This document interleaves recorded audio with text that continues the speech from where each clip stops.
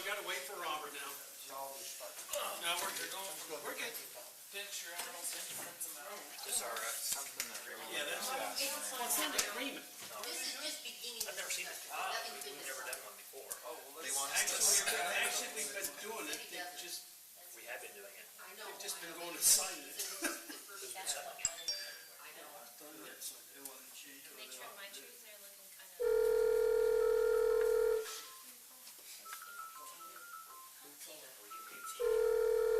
This me? That's Tina. Hello? Hi, Tina. Okay. Hang on just 1 second. I thought it was you. Why'd you have a reservation? Okay. What she said, I can't hear you. She said she's going to mute her phone because she's been caught, but if we need her to speak up and she'll unmute, talk to us. Okay, got it. Got it. Okay, so while we're waiting, so let's go ahead. While we're waiting for Julie to come on the food pantry. So I got a call from, his name is Steve Rush from Rocky Mountain Power. He wanted me to come down and sign this. It's a community performance plan for 2019. It's been signed before. It was new to me, so I ended up calling Daryl and I said, hey, what do you think? We decided, you know what, we want you guys to look at it.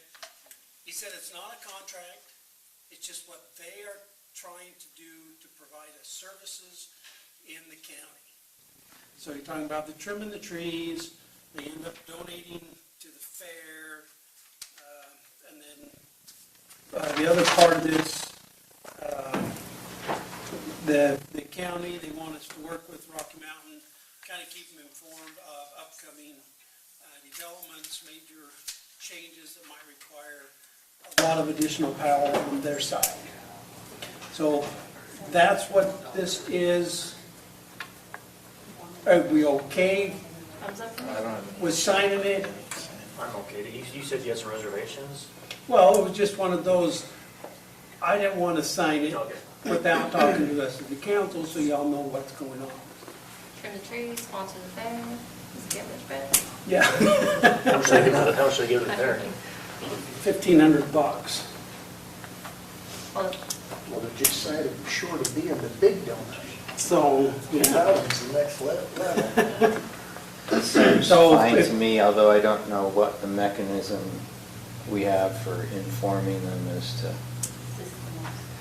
Well, proposals. I mean, it's mainly just if we have a development come in, I mean, they're aware, Developers will do that part of it. they're aware of Wasatch Peaks. It's mainly just touching base, hey, you understand Wasatch Peaks can be coming on board, or they're looking to come on board, or what's the, Randy, what's the guy that's trying to do the Highlands area?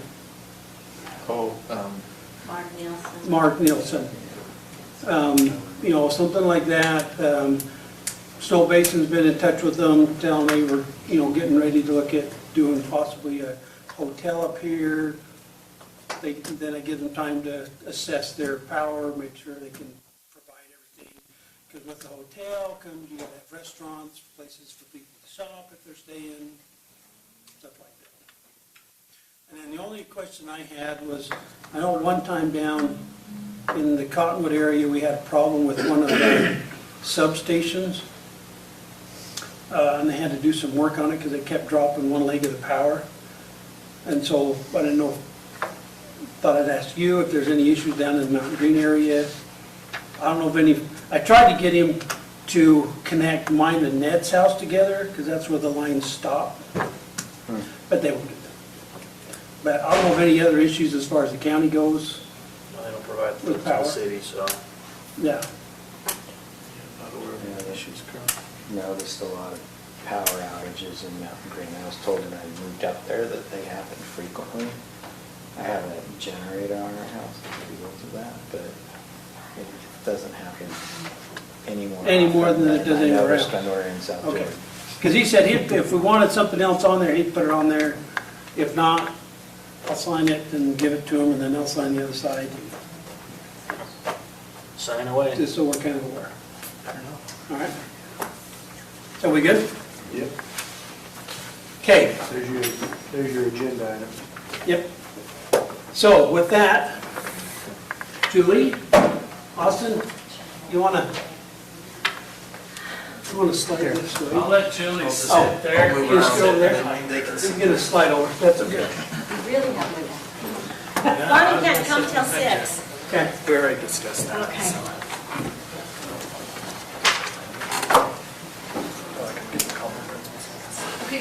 You just finished this scene like, Years Okay. ago. yeah. So for our discussion, I asked Julie and Austin to come kind of explain the food pantry, their procedures, how they do the money that's coming in, because there's 3 different accounts, kind of explain those with that. They kind of explain to us how it functions, people that come and get the items, how we decide on what we're paying. So Bonnie gave me these lists of just the different accounts. I'm sure there's plenty for everybody. If you want to pass those around. Pretty much, we have a unique community. We're not like every other county in the state. Morgan has a very large population of people who have a lot and want to share and want to help others. And compare that with the people who need, it's like this to this. So we are in a position where people do donate. They, Bonnie knows a lot more in that department of how the funds are donated, and the people who come in to donate, they're pretty much people who just want to teach their kids to serve and to help. Everything that comes through the pantry is donated funds. Donated food, donated everything. Ask me questions. I'll kind of give this from my perspective and see if we, I guess one thing that I want to clarify with our food pantry is, when Logan Wild was the chair, he came and wanted us to get with Davis County Connections at the time and start working with Jason Wild. Not related, those 2 Wilds weren't related, but I went down and started sitting on their board and talking to him, and I realized, just like Julie said, in Morgan, we really have a unique situation. I don't want the general public to think that we have more money than we need, but we definitely have sufficient for our needs. Whereas the real reason why they wanted Jason was going to help us is to help allocate the funds for the people that need it and pick and choose who gets help and who doesn't get help that month. And Morgan's in a very unique situation where if somebody truly has a need, we can help them, period.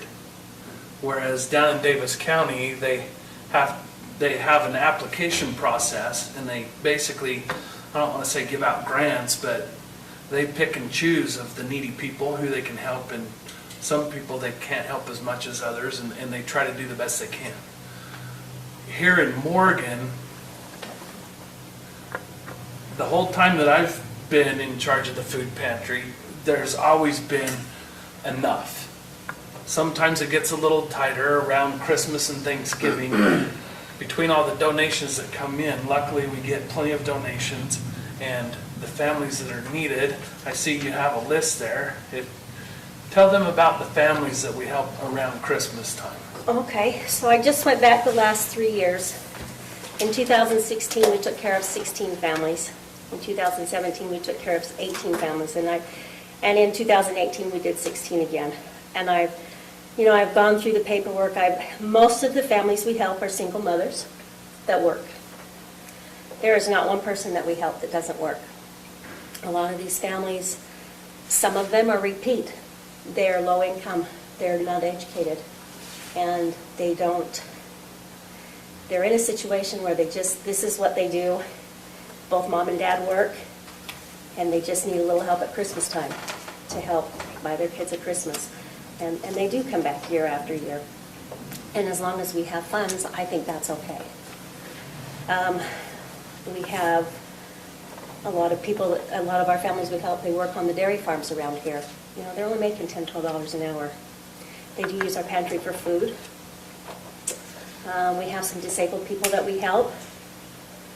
We do a box at Thanksgiving time to help these families have a Thanksgiving meal with a turkey and rolls, pies, just to fix them for a dinner. We also do that at Christmas time, pretty much the same items, but we throw in a ham instead of a turkey, just to help make sure that and we serve, Thanksgiving's not as big, usually about 45 to 50, and Christmas is more like 60 families that we serve with those Christmas boxes. I have bishops come to me during this time as well and say, I have this family and this family and this family, can we get them a Christmas box? And so we do that for them as well. We've helped kids get back to school. Last year, I don't think we had any kids that needed help. Oftentimes, I can just post on Morgan Moms that we're looking for back-to-school donations when they're out shopping, and then they just come. They just show up at the pantry, and we are able to give those out.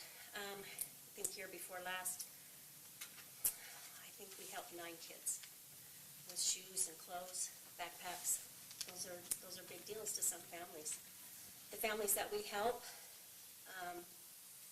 like I said, they all work. A couple of years ago for Christmas, we were able to get a couple of vehicles secured for 2 families. These are both families in our communities who own homes. They're going back to school and continuing their education with master's degrees that, you know, they're still working, they're still making their mortgage, but I had one mother with her children riding around town on a lawnmower because they had one car and her husband needed it for work. And I had another mother that was without a car at all while Abby was working and going to school at the U. So one local business was retiring a vehicle. It wasn't the best, but we were able to get that vehicle for that family. And then a dealership down in Ogden that I've purchased a few vehicles from, they donate. Well, they couldn't donate it. I had to buy it for $1, but they had a vehicle come through and we were able to help. So when someone comes to you for help, how do you determine, it sounds like you're not turning anyone away, but is there an application process, or how do you prevent abuse of the system is what I'm trying to say? I don't have anybody that abuses the system. I do check their income, and there is the federal government poverty level guideline is what we use to base our income qualifications. Sometimes, no, just their check stub. Sometimes people don't qualify on the poverty level, but those people that are in between jobs, or I've had people for me, for example, I work 3 jobs, but I don't have health care. I got hurt a few years ago. I was able to live on my savings and make it, but there's a lot of people that they don't have that savings, and we help them out during these periods. So there's a gray line there where they don't really qualify, but they do need, and so we help them. I remember one time you came to me and asked if we could buy a gentleman a pair of steel-toed work boots because he was getting a better paying job, but he needed steel-toed work boots to go to work. And We've done that 3 times, I believe.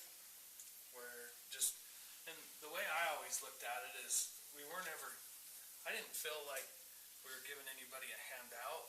It was a hand up. And, I don't know who that guy was, but the reality of it is I anticipate once he got working his construction job, then he never came back. It was one of those things where if you could give somebody a boost to get them into better employment, then it was well worth the return of them being able to go out and, so that's kind of, I know a lot of times it was one of those where if Julie ever had a question, she would call up and say, hey, this is young family was struggling and couldn't pay their down payment and rent, we would help them with a down payment or a partial down payment is how we would do it. And like I said, with Jason Wild down in Davis County, they have a big long list and a little bit of money. And up here in Morgan, we have sufficient for our needs. And it's kind of one of those things where it's like, hey, we're flush with cash, everybody come here. I don't want to say that because that isn't necessarily true. But the people who truly need it, we do have the ability. And I guess the benefit is we're the last safety net the community has. I know a lot of people will go to their church or go to other places to family, and we're the last safety net for those people that don't feel comfortable asking someone else. Julie and her husband David have been the ones to kind of pick up the slack. So this list of accounts, are these just the cash donations? Is that what this is? And then you must receive in-kind donations as well. Lads in Like food. cars and food. Yes, Yeah, yes. for example. Clothing, Yeah, back to school supplies. Yes. for example, last year, we were sitting around this table and there's a large developer come in, and I'm not gonna use his name, but we're having a conversation and I casually mentioned to him about the Jimmy livestock sale. And he showed up, bought a steer, and donated the entirety of it to the food pantry. The year before, we had 2 hogs donated. So there's people that'll buy an animal to pair And they and have to then pay build a the, freezer. yeah, and they have to pay the processing fee on that as well, so it's a pretty big deal. And trust me, those people are so happy to have it. Another kind of thing I've been passionate about is my profession. I'm a dental assistant, and children are on Medicaid.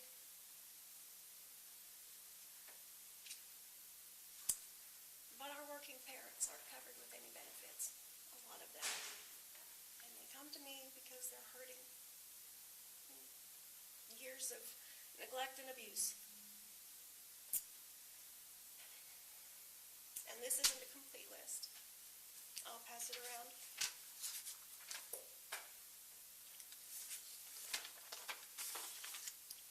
But I've been able to get help for several patients. This is just a list off the top of my head. I asked my boss. I'm sure there are probably another half a dozen people that I didn't recall off the top of my head. This is just donated services by the doctors in my office.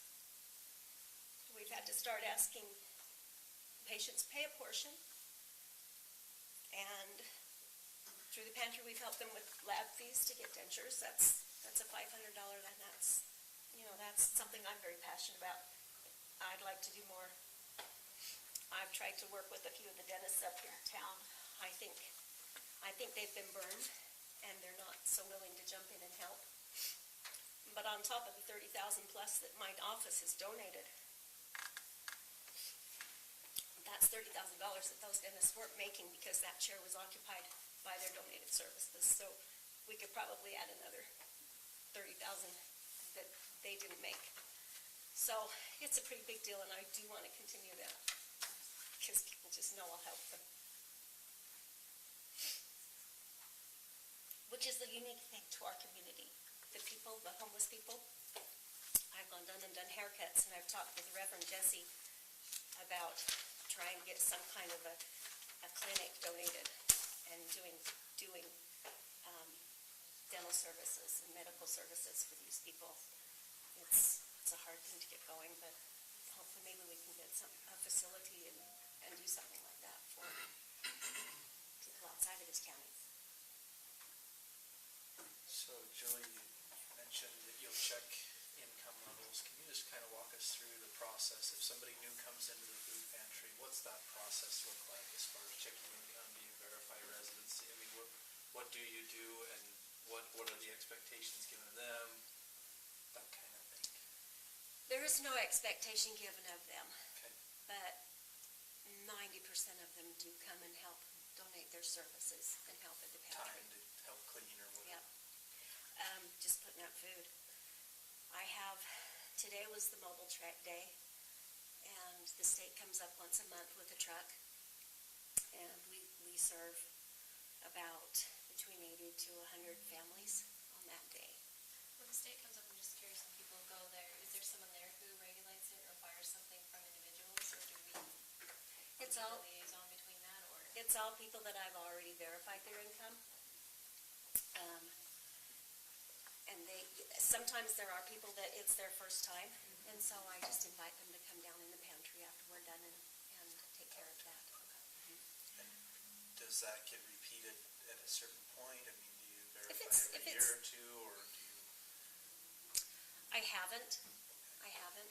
Just curious. I feel like if there becomes a time when we don't have the funds coming in, and we don't have the food coming in like we do, then I would tighten up that noose a little bit, that rope. We didn't have sufficient for the. So, I'm sorry, I Exactly. can't hear very well what Mike's question was, but can you tell me what that verification process is?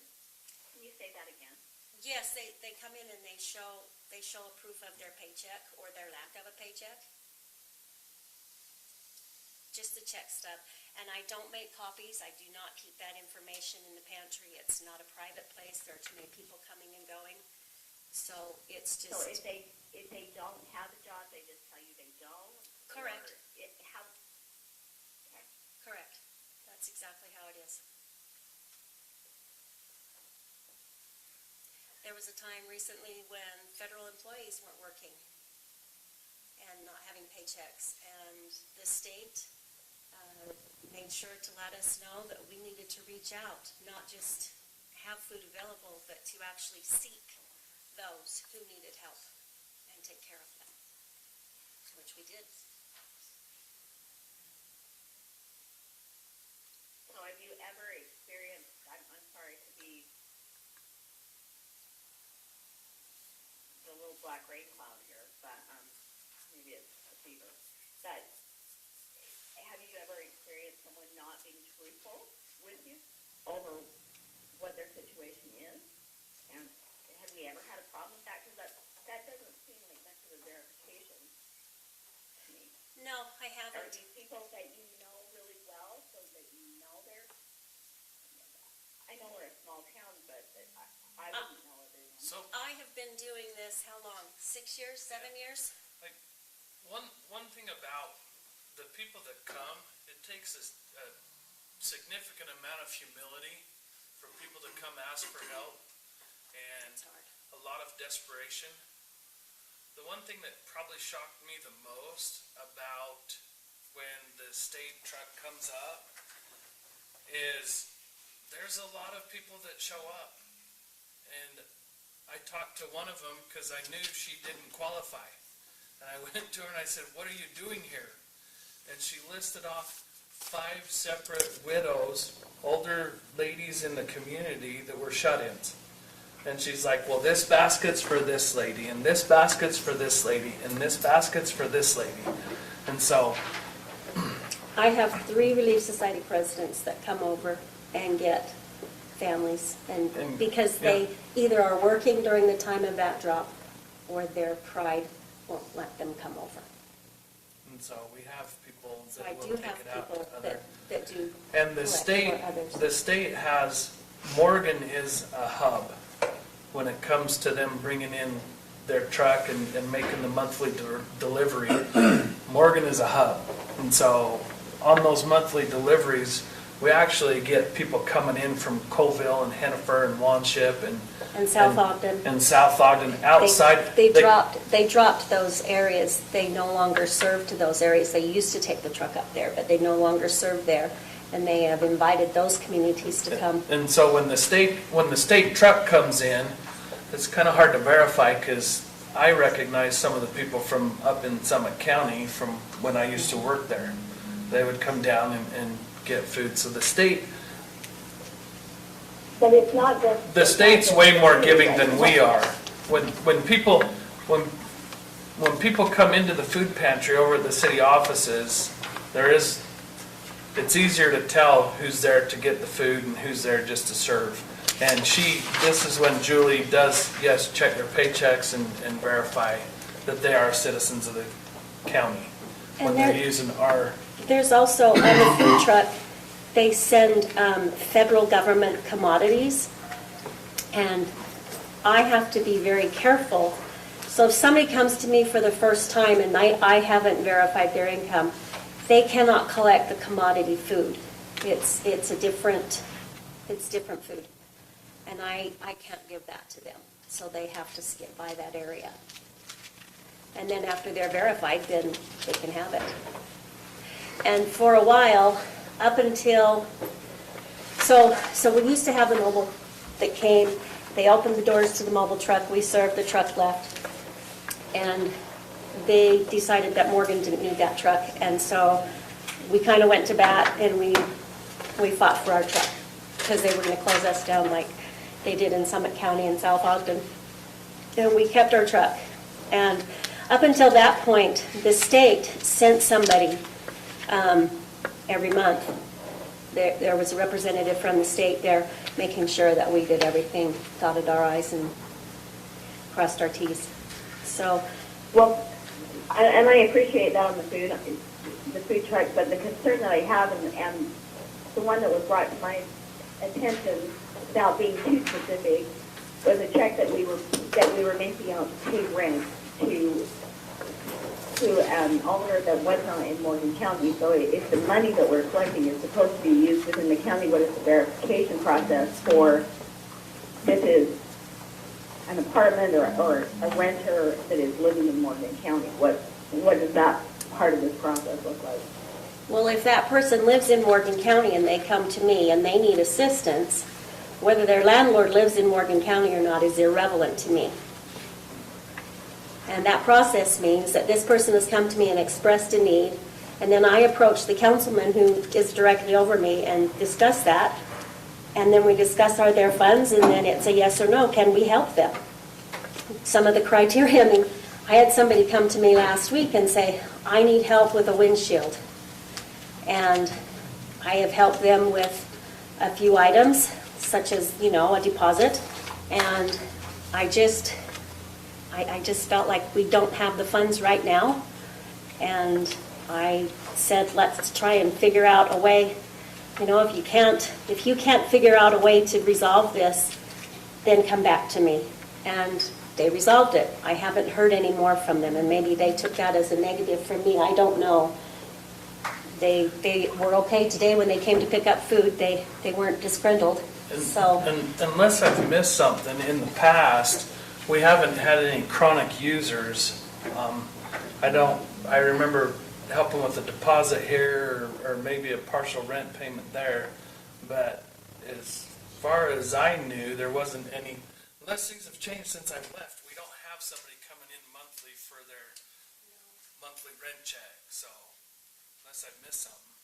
We've helped with utilities. We do, there are senior citizens in the community that sometimes struggle to keep that big bill taken care of, and they've come to us. Can you describe the differences between the three accounts and how we decide where That's things Bonnie's come from? department, I don't know. I was just looking for, that's Bonnie's deal. That was over my head. I'm assuming that United Way is obviously coming, that's money from Paycheck. the United Way, is that? That's paycheck deductions towards the United Way, Okay. and then that's That folks have decided they want to donate towards the Correct. United Way. They divvy Correct. that up and send it out, we get a payment from them. Is that a monthly thing or a yearly? I can't answer that question. The really I awesome tried thing to is, check into that, and then she wasn't available for me to ask. Okay. But it looks like, that's how I understood it. The county used to do that many years ago, where you could opt to do a United Way deduction and have it given back to the county. And that's not something we've offered in many years for Morgan County.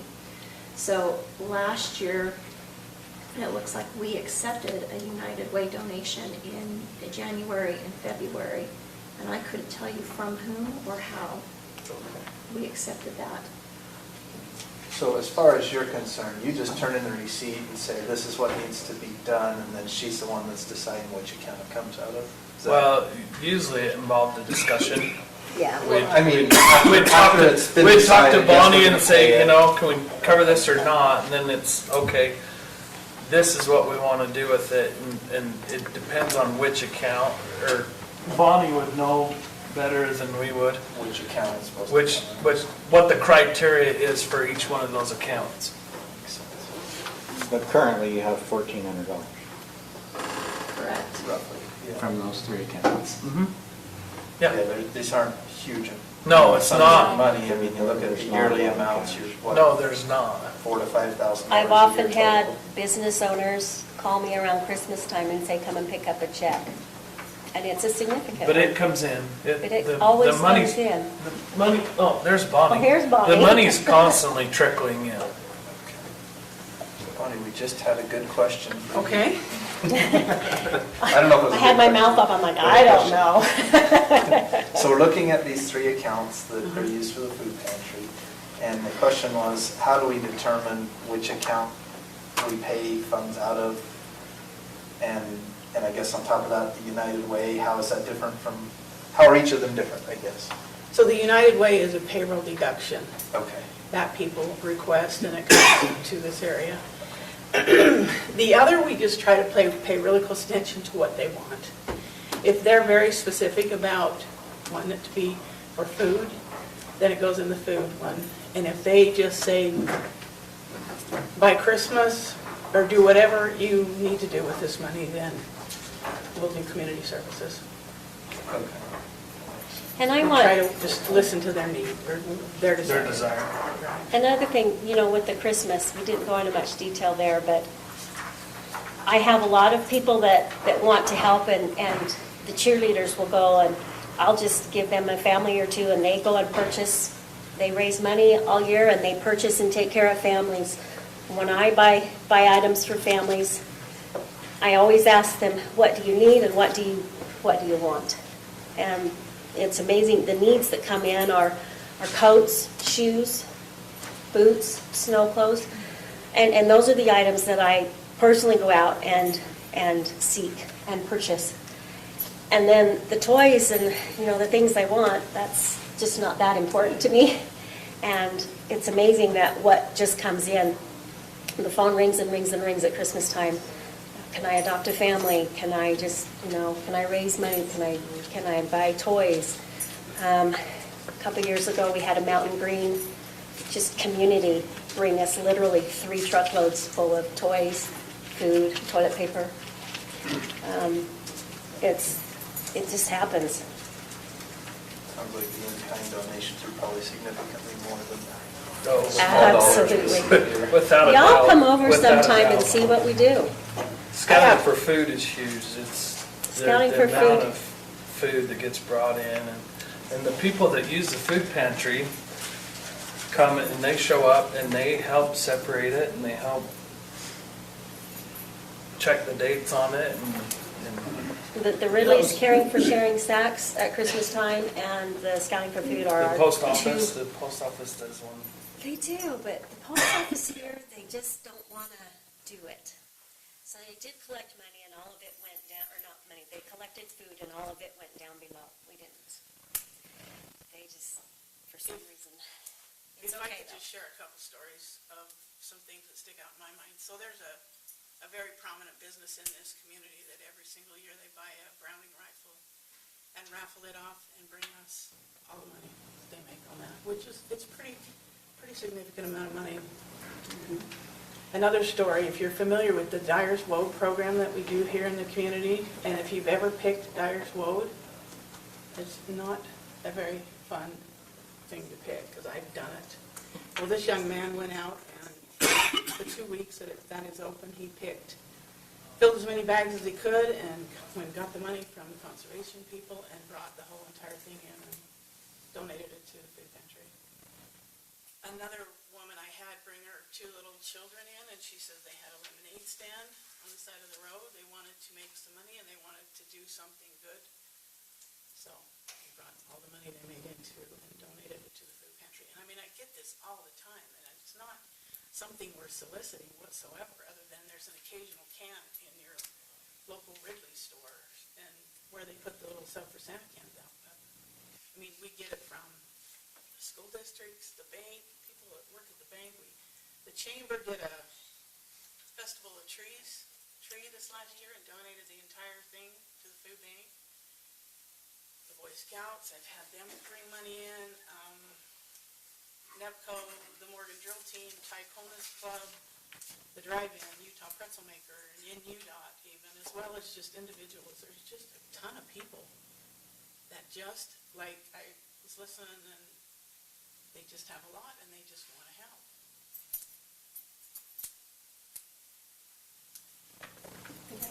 So I'm starting to feel like I'm just being a little black rain cloud here, but I'm not trying to make anything about generosity as though doing really to all of the efforts to collect the money and to bring it in. In fact, that's what's inspiring is about the whole thing.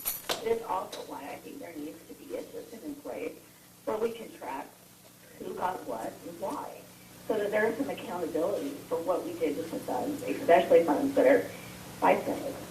For someone who spent 2 weeks picking Dyer's Road, that there is some responsibility, that we are doing what we intended to do with the money. I don't know. Absolutely. Come into the pantry. That's all I'm asking. Come into the pantry.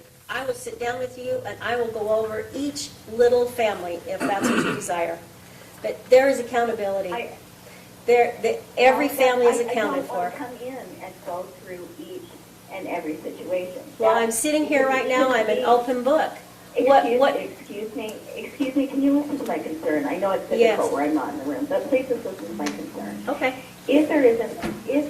All I'm asking is for a written set of procedures so that we know this is what we do, so that anytime I don't have to go in and know the individual or individual situations, that we know what the standard is, that we know what the procedure is, and that we can track that there is an accounting system in place. Because any time that the funds are coming into the county and we're acting as the go-between, there is an added responsibility of we are making sure that it's being done correctly. And that's all I'm asking for. Absolutely. I don't need to know specifics, and I don't really have the time to come in and go through every individual story. I'm asking for an overall policy so that we have assurances to ourselves and to the public that we serve that we're doing what we said we were going to do with the money. Absolutely. If you want me to write it down, I will. That's what I'm asking for. I think Absolutely. I'm happy to do that. Any good policy is a written policy. Absolutely. I think that makes sense. I think you articulated what you did in terms of your income verification. You specify what you do in that regard and then how you account for funds. I mean, I know you keep track of the ones that come in, but then on the spending and distribution side, what your procedure is for accounting. I think that's what. Do you want it even down to the food? Because I know when the scouts come in, they estimate the weight of the food that comes in. Some of it's outdated, extremely outdated, and so there's a certain portion of it that's basically spoilage, but the majority of it is set aside. And sometimes in the past, when the Utah Food Bank came up with their truck, they would take food back. Some of the food that was about to expire, they would take it and give it to some of the homeless shelters. So it was basically a trade.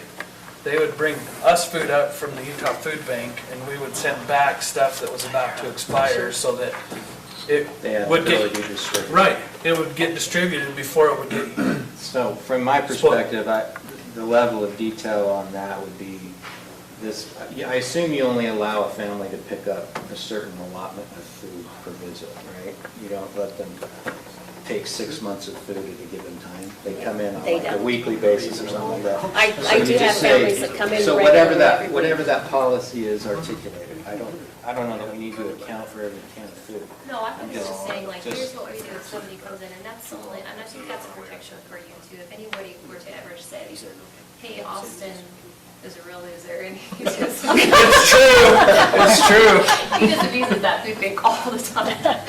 Just so that you can say, actually, here's our process, we ask for X, Y, and Z, and Austin abided by that process, and so that's certainly not true. That's all.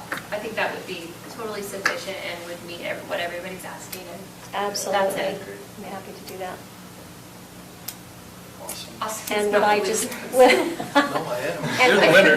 and when that is written up, do I just give that to you, Sarah? Yeah, that's fine. And if you want, I can give you just sort of a template of just like a standard operating procedure that might make it easier for you just to fill in, and then all you have to do is just fill in a couple blanks on what you do.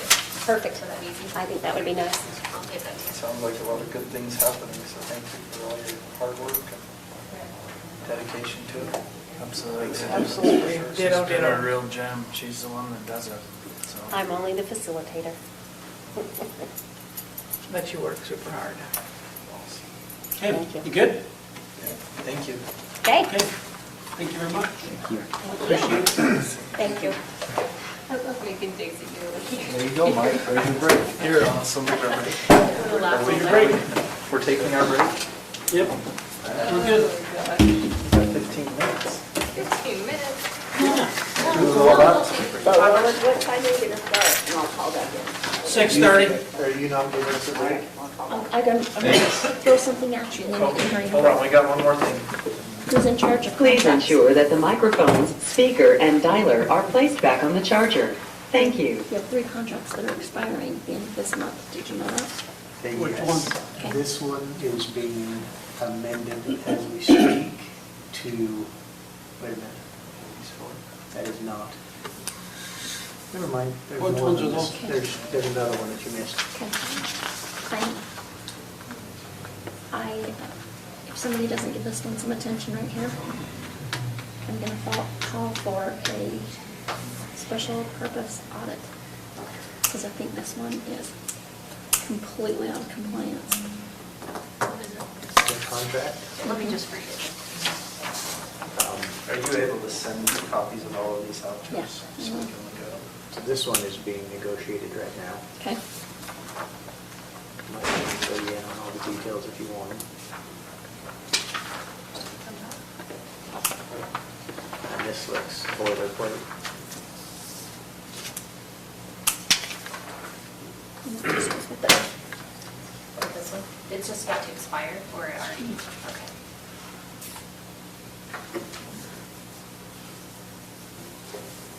I'll be happy to take this one, and Okay. it calls me every day anyway, might as well.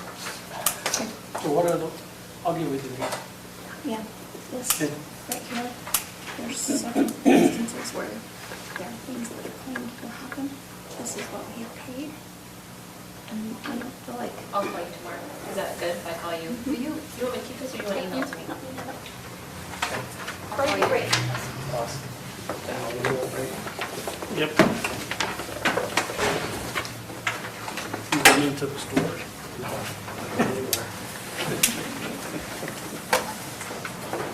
Put my chair away. Oh. Might go out and drink it. Oh, that's so nice.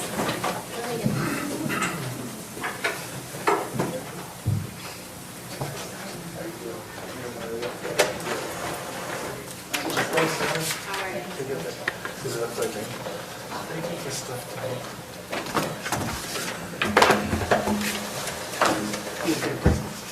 What's that? You okay to sit? Sure.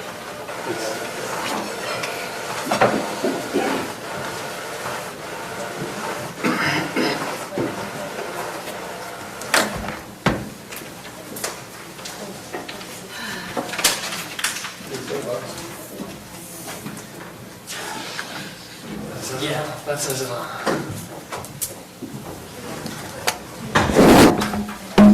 Huh?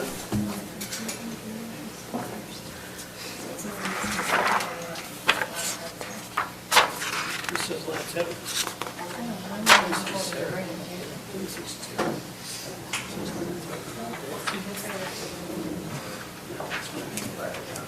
Think people do come out for something. It's very simple.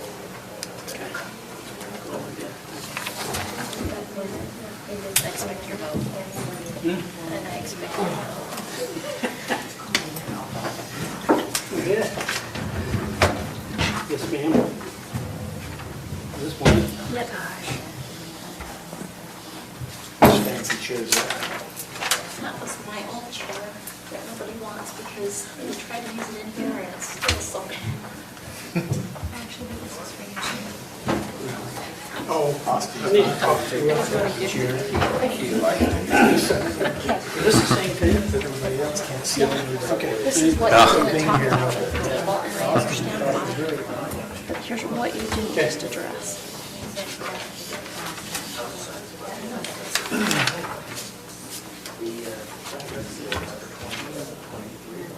This is what Jan and I are sitting here really going to talk about. I still have this in my mind, I just didn't want to do it right there. I have a file for this. Oh, really? I really do. It's the most of the Do you want another copy? Because I can, oh, not all that or this? No. Oh, then here's your copy. Does mail that comes to the county for the record, or does it go straight to Carol? Yeah, Stacy, I'm sorry, and that, I'm sorry, this again. Yes. No, Oh, I'd like to. it's usually intercepted by Stacy and stuck in my box. It's been a long, Oh, so you guys. Anything you want shredders? Right. Ooh, yeah. Did you leave files? no, that's for our, 20 feet away. per test, yes. For our Oh. tech grade. The executive,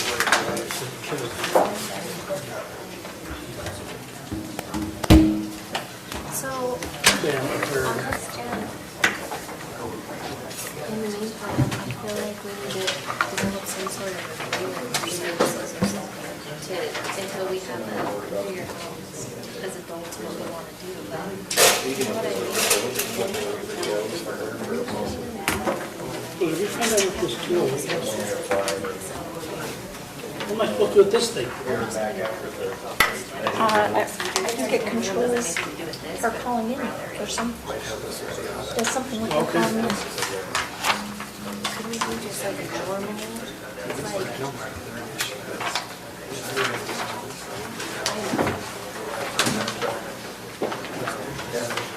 As for reference documentation to attach, I think there could be some sort of agreement or something with the year. Do you know if we've ever had one?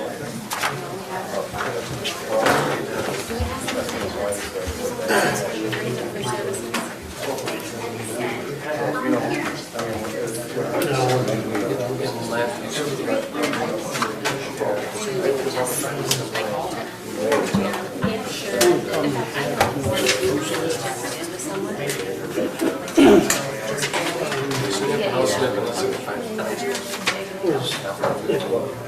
If people wanted to do this and we moved it up and down. That was my only issue.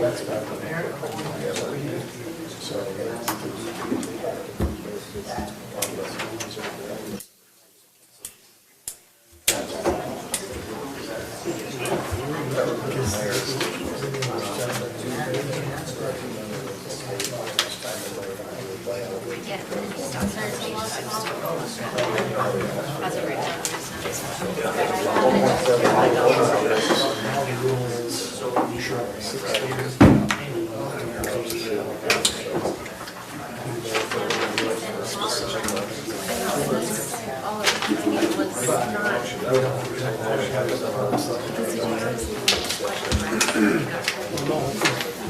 See, I do have them on the history. Because it just,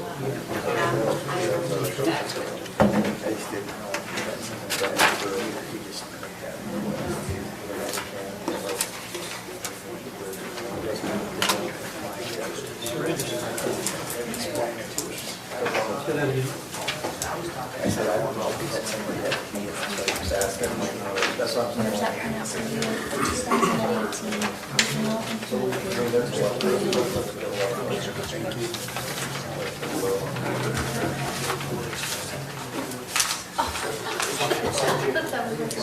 And he's going to identify their thing was broke out by the right name. He just combined it. So he's going to identify that, have county,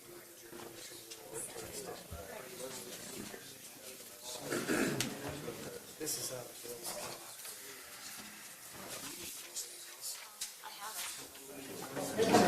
broke out.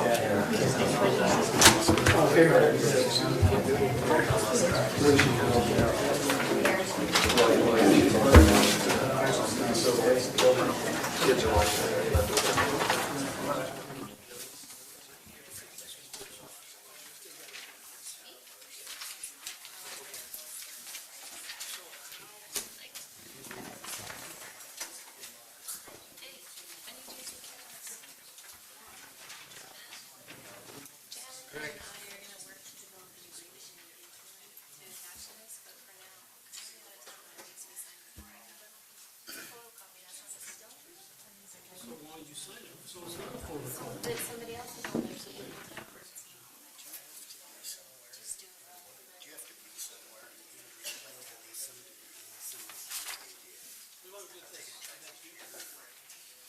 Stacy, Jan and I commit to you to have that done by the end of the week.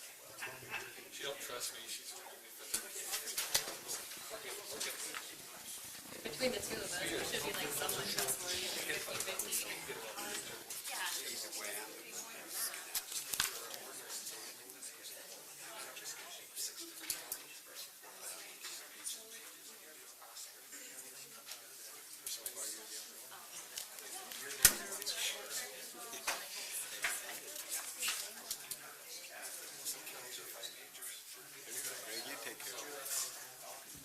Did you write that?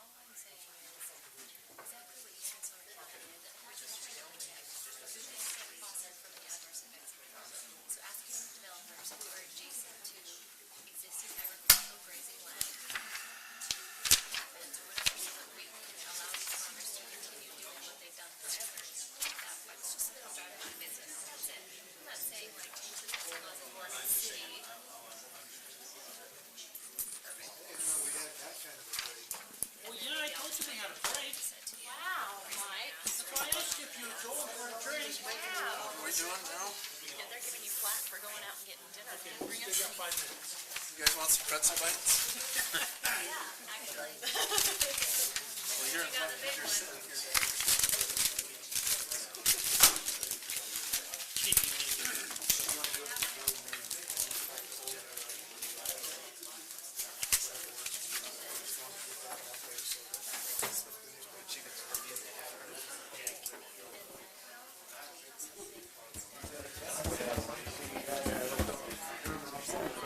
So,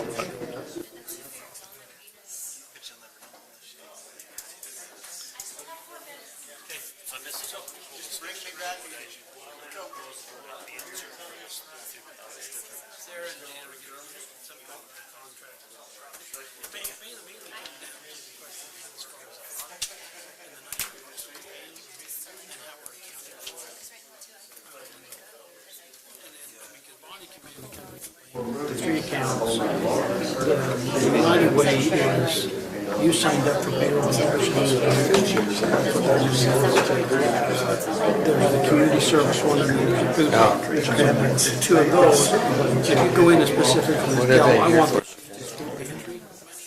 That's where she put it. You put it wherever you want, then she looks at it and says, okay, if I got more money in the food pantry, I could use a little bit more over here in the community services, so she sticks it there. When they have an invoice come in, then they look at it and they say, okay, we don't have money here, we do here, so let's take, this one's got the most, take it. That's kind of how they decide it. But our problem we got is the $900 that we're really not accounting for on the audit line. And that's what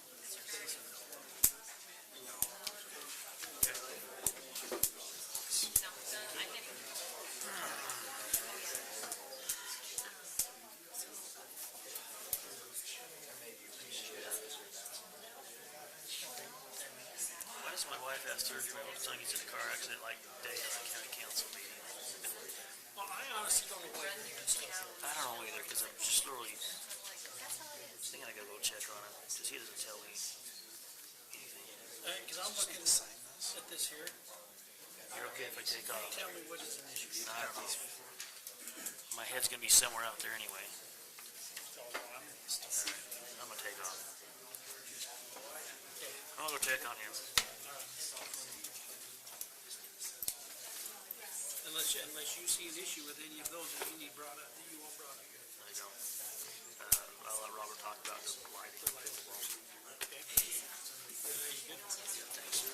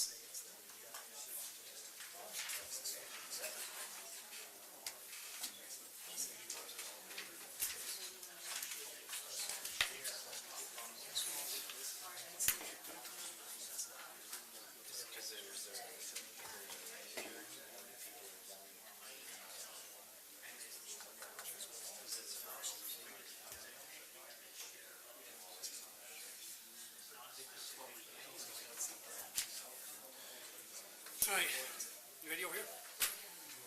Yes, sir. 6:28:46. We'll put your clock up there. All right, we'll start at 6, you tell me when that says 6:30, and we're good. You've still got a full minute. Who set that clock? You guys need a pencil bite? Huh? I'm good. According to my watch, it's Hand it down, everybody take one. You want a pretzel bite? Don't act like you don't, Robert. What's that? I took one. Here, I'll take another. There you go. No, Robert wants another one. Thanks for the car behind. I think you're not great. This is the thing, this is kind of like glazed potato chips. You can't eat just one or two. Have one and then you're in trouble. I should have got the even bigger one. Permission to talk. Well, of course. We'll wait till you have your mouth full.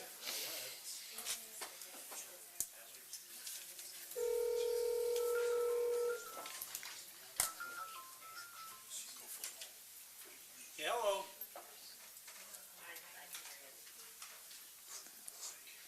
Okay, you can hear us now? I can hear you now. Okay. All right, we are ready. I'd like to welcome you all to our county council meeting this evening. We'll start out with a word of prayer and a pledge, and that will be given by Member Newton. Our Father in heaven, we're so grateful to gather here this evening as members of this community, and we're grateful for the community in which we live and the beauty that surrounds us. We ask thee, Father, to please bless those members of our community who are in need, that they will receive the things that they need and desire. We ask thee to bless us that as we go throughout this meeting, that we will be able to learn and understand from one another and be able to make wise and good decisions for this community. And these things we pray for in the name of Jesus Christ. Amen.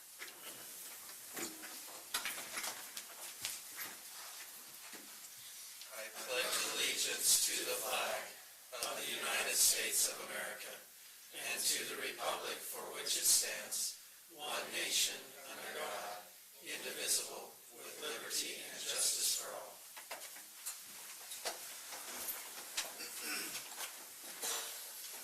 Just real quick, if you have cell phones, if you could turn them off, or if you need to take a phone call, if you'd step out into the hallway, we would greatly appreciate it. Any questions on any part of our agenda from members of the council? Okay, motion to approve our, would you get a move? We're good? Okay. Motion to approve the our agenda. Motion by member Newton, second. Second. Second by member Swan. All those in favor? Aye. Aye, any opposed? We need to welcome member Cannon. She is on the phone, and we have to excuse member Ballantyne. He had a situation, he had to leave. Conflict of interest with any members of the council on any of the agenda items? Okay, none. Public comment. So this is a time when you can get up, voice your opinion, your concerns with anything in the county. There's some of these items on the agenda that are not public hearing for that particular agenda item. Some of it's just going to be discussion amongst the council. So if you have comments, now is the time to do it. So with that, we'll turn the time over to the public for public comment.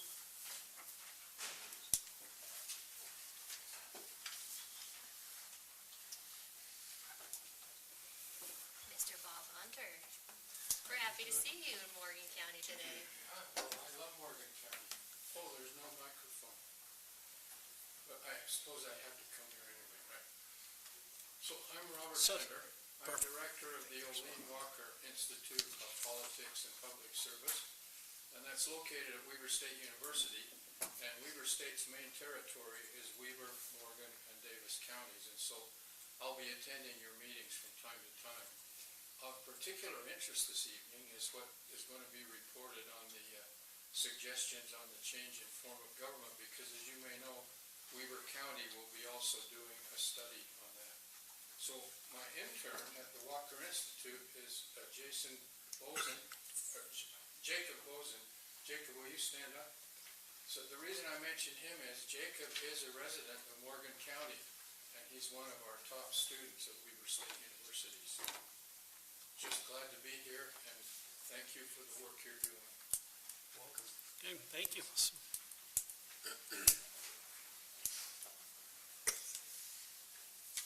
You'll have to excuse me, I've never done this before. Can I pass out stuff to you guys? It's just a... Okay. My name's Brandon Peterson. I live over in Stoddard, but I grew up in Milton.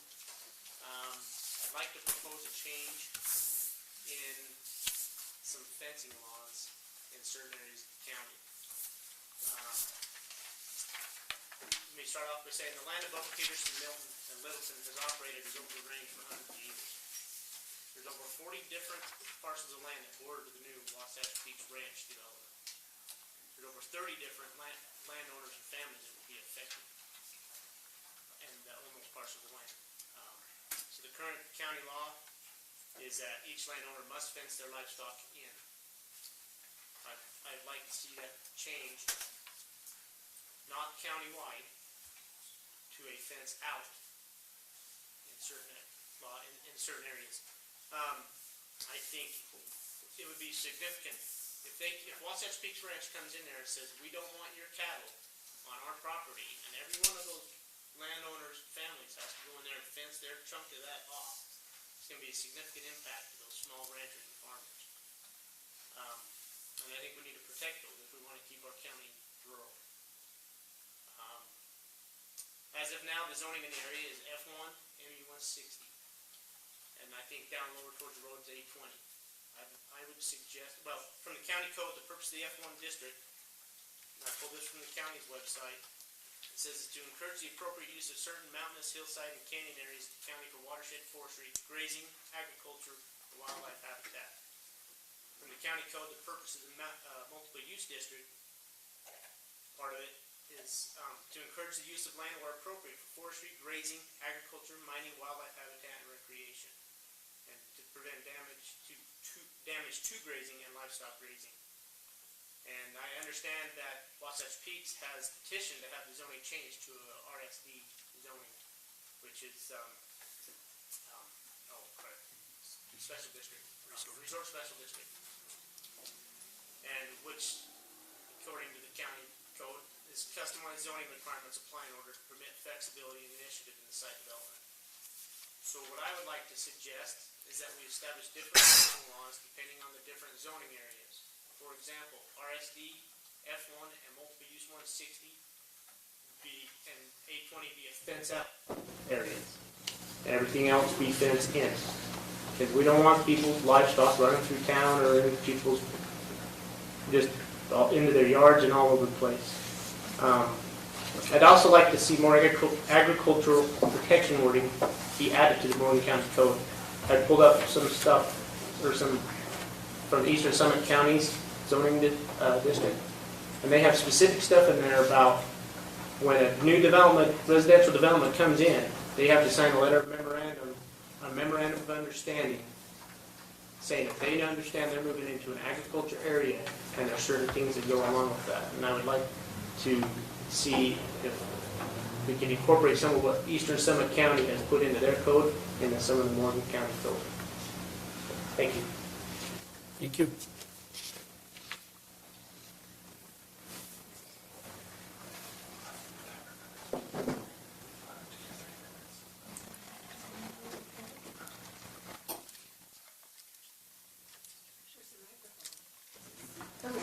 It's good. Can you hear me? Yes. Okay. Yep, we're good. Good. Number one coming up, where the Morgan Chamber discussion decision, 2019-2020 county membership and contributions to the chamber. I want to discuss that because we came to that conclusion that was more important than our roads. And that's my question. Okay, Thank you. thank you very much.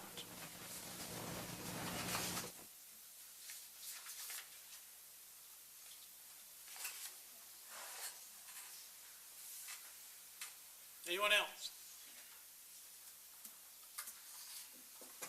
Okay, motion to go out of public hearing. So moved. Public comment. Member Newton. Have a second? Second. Second, Member McConnell. All those in favor? Aye. Aye. Any opposed? Tricia? Oh, hold it just one second. Member Kilmer needs to do an update on. This is just a public service announcement. Since we don't have council business anymore, I don't know when to do it. We've been getting a lot of calls with concerns about the TV situation, and I just want to make that known, what's going on there. So the channels that we used in Morgan County through our translators were recently purchased by T-Mobile, and T-Mobile scrambled those channels. So now in order to get TV to Morgan, we had to change out and do a bunch of fixes on our equipment. That left us with Channel 5. We cannot get Channel 5 anymore with the current equipment. Also, the current equipment we have will not work for very much longer. So we are working right now to try and secure some equipment from another city that did a major upgrade, and they have equipment that will work. We don't know if we'll get that. If not, we're going to look at going in with all the TV stations and splitting the cost and see what it would cost to get new equipment. But until then, we will have TV issues in the county, and it's all because of that T-Mobile purchase of those channels from the FCC. So that's where we're at on TV. Okay, you good? Okay, Tasha, you're up.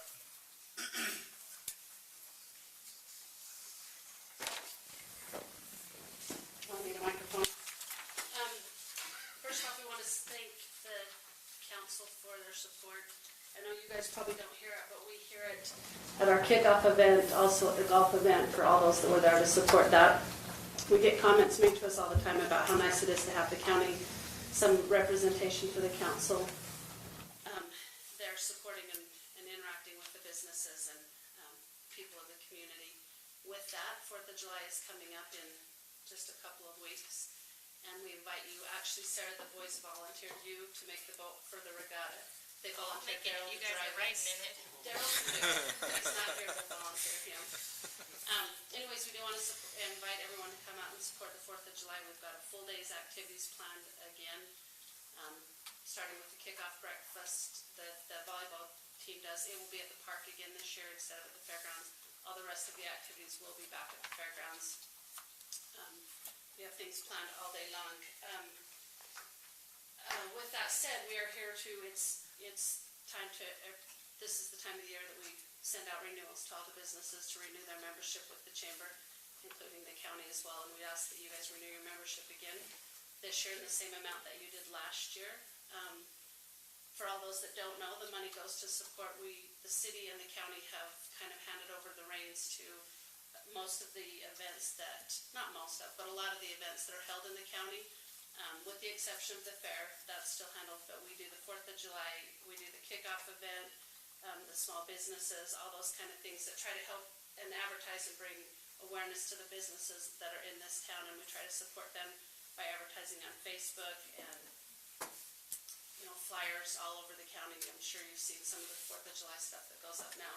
Obviously, we don't do that for our own personal gain. We do that for the businesses of this county and try to promote them as much as possible. Any questions for us?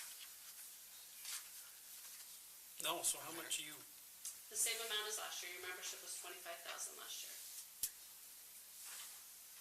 And that goes to fund, like I say, several different things. The tree festival, the Christmas on Commercial Street, we take care of that. The 4th of July, monthly things that we do, business things like that, different business things.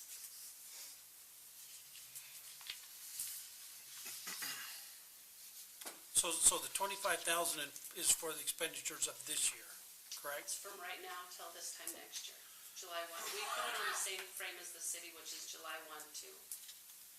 Okay. They have a fiscal year instead of a calendar year. Just because this is when we do,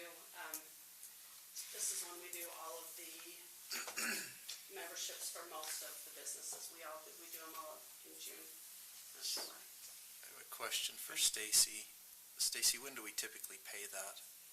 So would that be paid out of this year's budget? I showed that we paid the chamber $5,000 in August of last year. That was for something separate. When else did you pay? Because we got more, or we're supposed to have got more. This is our.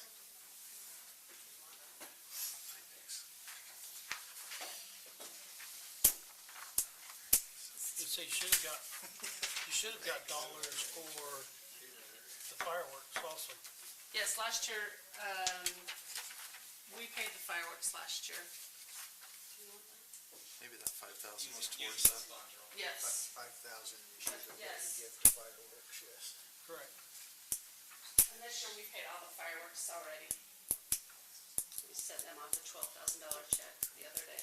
We have not yet paid a due in this fiscal, or this financial year, right? Okay, and we budgeted for it. That came out of the 1% restaurant tax. So I don't believe so, Mike, I don't think anything budgeted. There's not anything on that line Not item. as a separate line item. Okay. It's just been So- funded out of So the 5,000 came out of the restaurant. Stacy, can you tell me what line item it was typically paid out of? Because I am not sure if it was under economic development, those were zero. It came out of the restaurant tax. Restaurant tax. On that specific line, because I don't think That's where we paid it last year. In August of last year, we paid it out of the restaurant tax line, $5,000.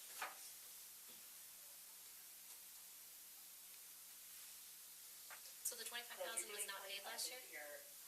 Stacy, would we take the whole thing out of that, or are you going to separate the fireworks?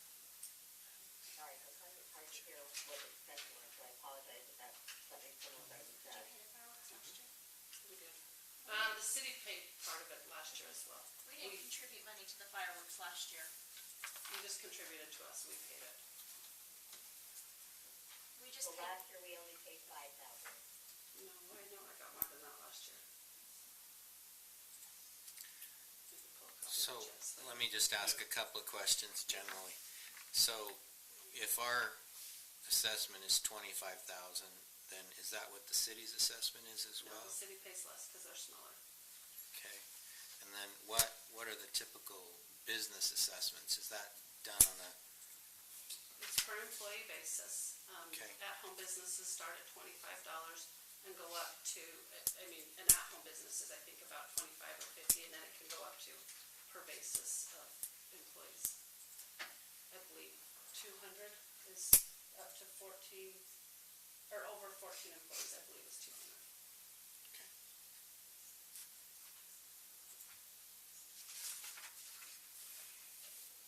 Okay, so what are you doing?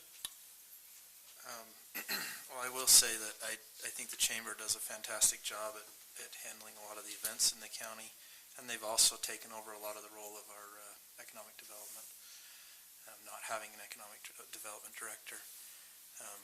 So I do think they're doing some really good things. I would, I guess, make a motion that we fund them the same amount that we did last year. If that was the 25,000, then so be it. And where's it coming from? Sounds like restaurant tax, is that correct? Is there enough in there for that? And can you verify what we paid last year?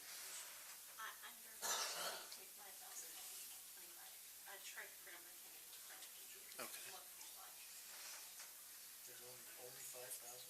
I can only show 5,000. We can't hear how to sit, I can't hear.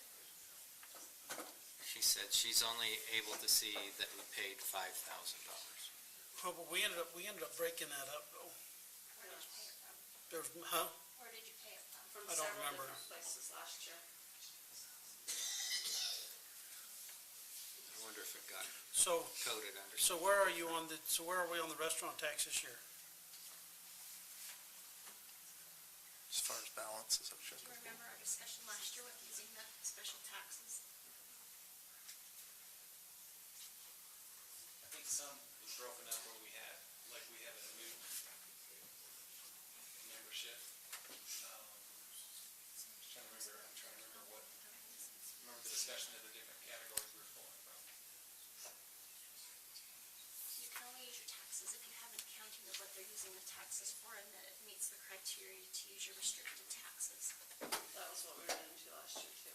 And that's why. Yeah, that's why I was thinking to come out of general fund, out of savings. Well, I know we, Are you sure the on, 5,000 so was just help me intended to clarify go on this thing, because it sounds to me like that 5,000 sounds more like what is coming in and out of there. That's not what you're looking at, is it? We don't have anything budgeted. What we have budgeted in the restaurant tax is what we're receiving as revenue on the restaurant tax.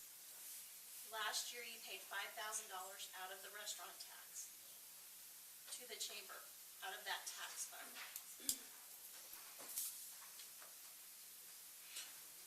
But that's where the discussion come up as to having to verify where that money was spent. Correct. If you That's get right. audited on that money, you're going to have receipts showing what you used that $5,000. Which was where I believe Yeah, where if the you take it out of that fireworks were paid fund, for you that. got verification. So, That's what I was saying, I think we ended up taking it out of general fund. That's what I'm thinking we did too, because some of the, Where?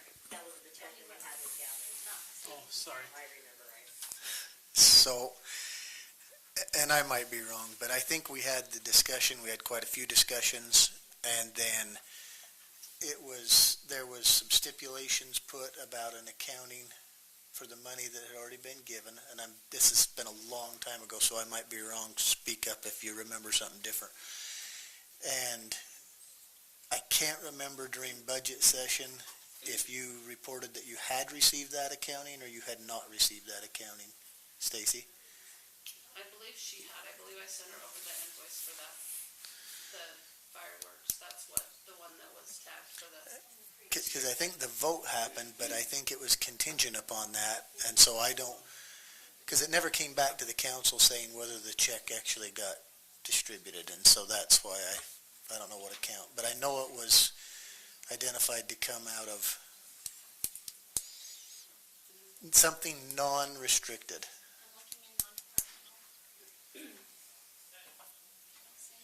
I know that last year you had to break it up in a couple of different places. Yeah. And then, but then you know, we talked about going forward, it just being a general fund, so that we didn't have to do the accounting back and forth. So, that's the way I remember it going, is that we put it through the general fund, because so much of what the chamber is doing, in order for them to get the reimbursement through there are so many restrictions on that already, that we're really leaving them very little flexibility on any of the money that they get, because everything that we do through Bear is in direct correlation to what we've reported to the state that the chamber will do, and it's post-performance. So everything that goes through Bear is verified. If the $5,000 that's going through the restaurant tax is verified, are we giving them anything that isn't verifiable through the general fund for general operations when we know they're running tourism?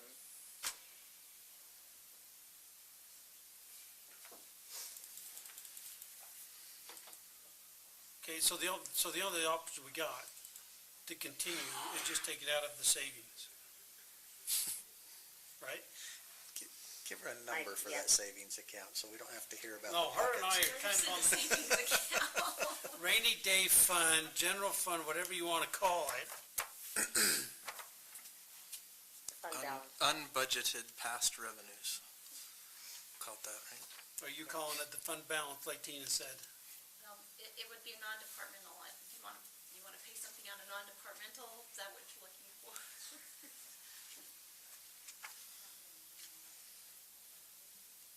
Is that going to make it the easiest for you? If that's what you choose to do. I don't think this qualifies for your tax money. For restaurant tax, you're saying? Correct. Then, yeah, I would say let's take it out of non-departmental. Probably ought to restate your motion since we Okay. still don't have a second. Mr. Chair, I move that we fund the annual dues for the Morgan Chamber of Commerce, $25,000 to be paid from non-departmental funds. Okay, motion by Member Newton, do you have a second? A second. Second, Member Swan. Questions on the motion? All those in favor? Aye. Aye. Any opposed? Nay. I was hoping you'd say nay, Robert. I know you were. Okay. Just going for that. Can I ask a clarifying question? Okay. Is this only based upon if this is what was paid last year, or you're just going to flat out run it? That's a good question. I made it just without that stipulation, and I think that's fine, although I would like to know what we did pay last year, if we can find that.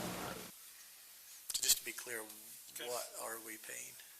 I think they would like to know too. 25,000 is what the motion okay. was. Okay, Thank you. thank you. Ty Bailey.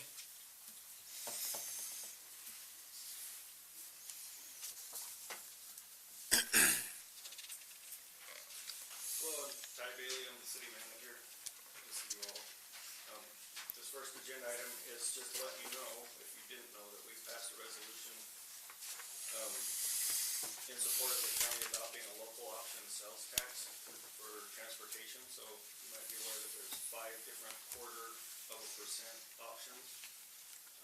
We're very limited on what options are available to us, so this was the 4th quarter option for local sales tax. So I think in your packet you have a copy of the resolution. If you look at section 5, is really the reason why I'm here. It says a copy of this resolution shall be sent to the Morgan County governing body.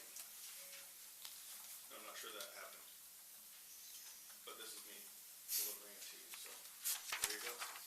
I like the time clock too. I'll let you Is that borrow for it. you? They didn't have that last time I here? That was my personal contribution to Morgan County. It's like a portion of a scoreboard, and I just wonder how the scoreboard's working. She keeps that on paper behind the scenes over there. So, anyway, just, it's not what we're doing as a city is we're just trying to make a little bit more formal our communication between our governing body and the county. We've had discussions with different council members at different times on different topics. And this is just a really a formal, when we talked about it as a city, I said, just decide what you want to do, because it doesn't have to go to the voters. It's something the county can adopt. The city can't. It has to be adopted by the county. The city would be a part of that, so you'll get 0.15 of sales tax, and we get 0.1. So we get 0.1%. So we can't do it without the county on this option. So when we talked about it at the city, said just decide what you want to do,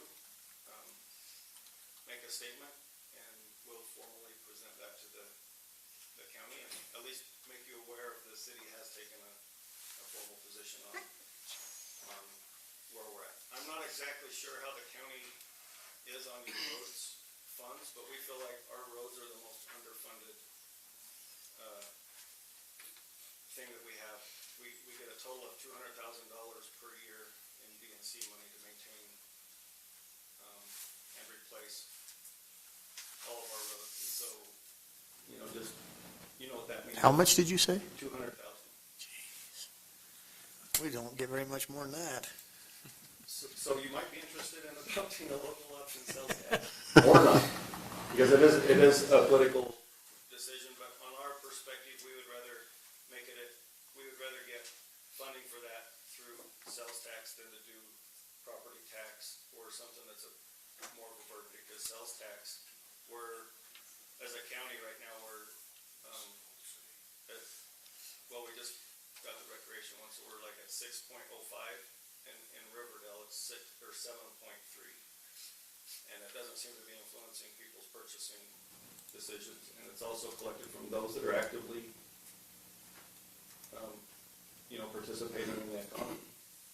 It's not a burden on, like property tax is for a single widow that's just trying to live on a limited income. They're not spending, so it's all based on consumer choice, that sort of a tax. And so that's why we felt like it was a good option. So,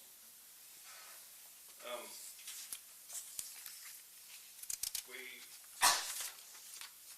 do, I guess, a straw poll. I don't know if that's appropriate for me to ask if there is any interest by the council to pursue that. It's not a decision item, because you'd have to do that through your own resolution. This is just starting a conversation, but we would like some feedback to see if you're totally against it, if you might be considering it, because we're going through our budget process, and this could be part of maybe about $70,000 towards our road. That doesn't sound like a lot, but when 200,000 is your starting point, it makes a big difference. So,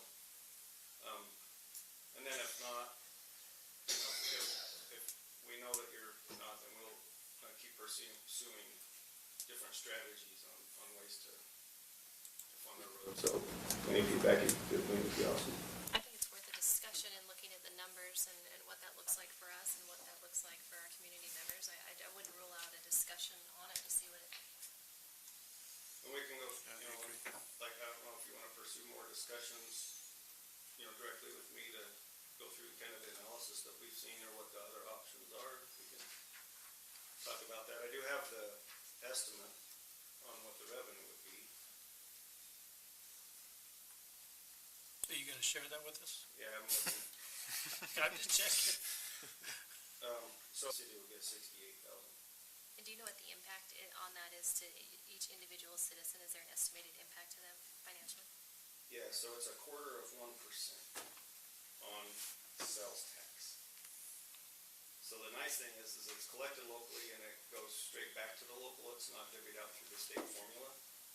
And we haven't collected any of the options, but I had this on my board a little while ago and erasing, I can't remember, but it, like on a $1,000 purchase, you would be like $1 or something. Sure. Okay, well, we're in the same boat.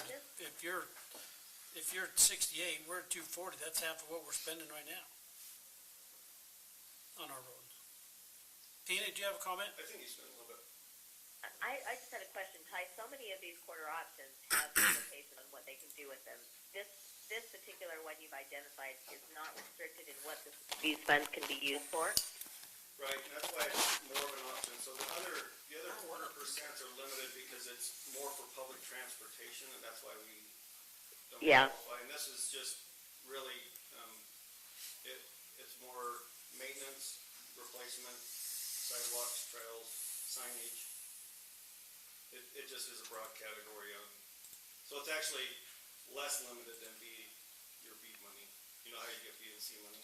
It's restricted to certain activities. This is more lenient than that. So this would be basically the same restrictions as B and C. So it could go in that same category. Same category, but less restricted on eligible uses. Okay. All right. Thank you. Anyway, is there any other? No, we can put that on our agenda and have a discussion on it. Okay, we'll pay attention. We've just, we'll watch the agendas and that sort of thing to see if you.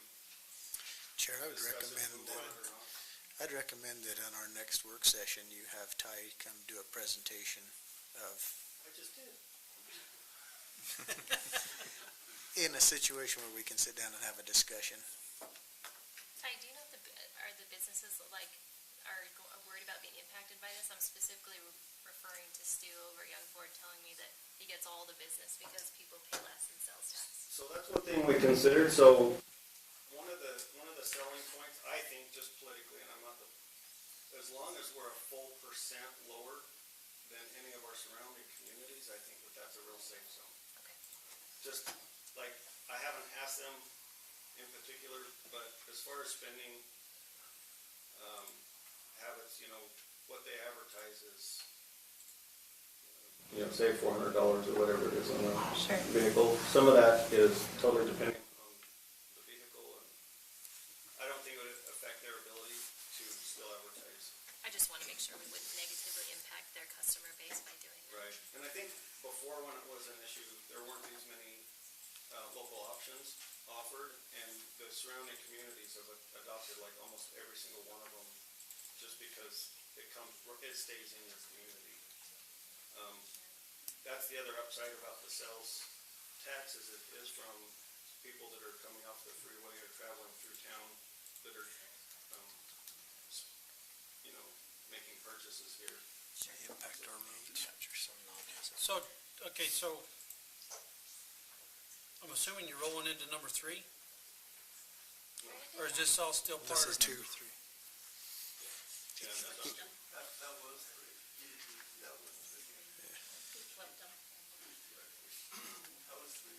He just did 3. Oh, am I out of order? I just went to whatever was on the top of my thing, so. Yeah, so that's going to nullify our vote. All right.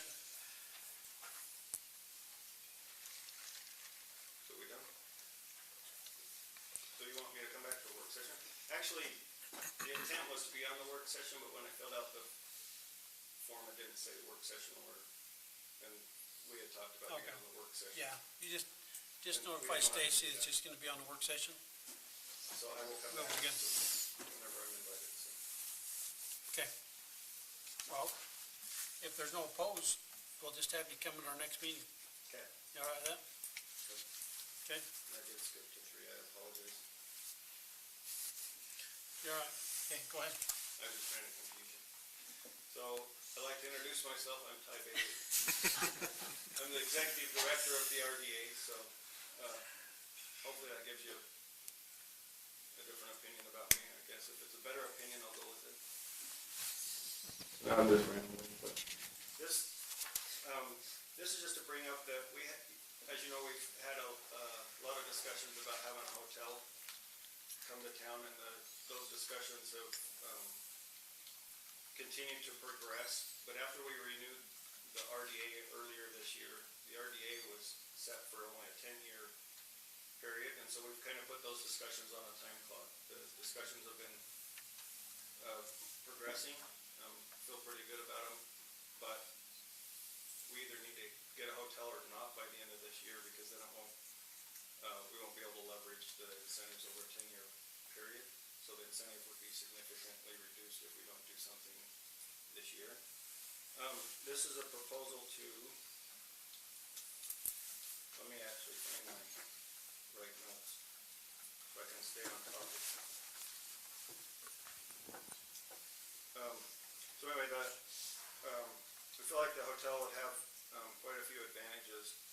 It would be a benefit to the community. It would increase property tax value by about $75,000 a year. It would increase TRT tax by $65,000 a year.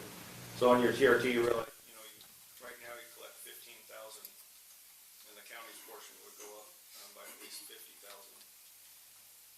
based on a 60% occupancy rate. So you pretty much up by $50,000 or more. It would generate more in sales tax, and then it also supports existing businesses, fuel, restaurants, grocery store, and the little bit of retail that we have by providing accommodations. The dollar amount that someone spends in a community after they stay the night, for every night they stay, it goes up exponentially. And it would help diversify our local economy. And the big thing is all of the benefits have very little demand on services to the county or the school district. It doesn't add students to the schools, and county services, because it's located within the city, would be limited to maybe additional medical and fire police service, but the city has the rest of the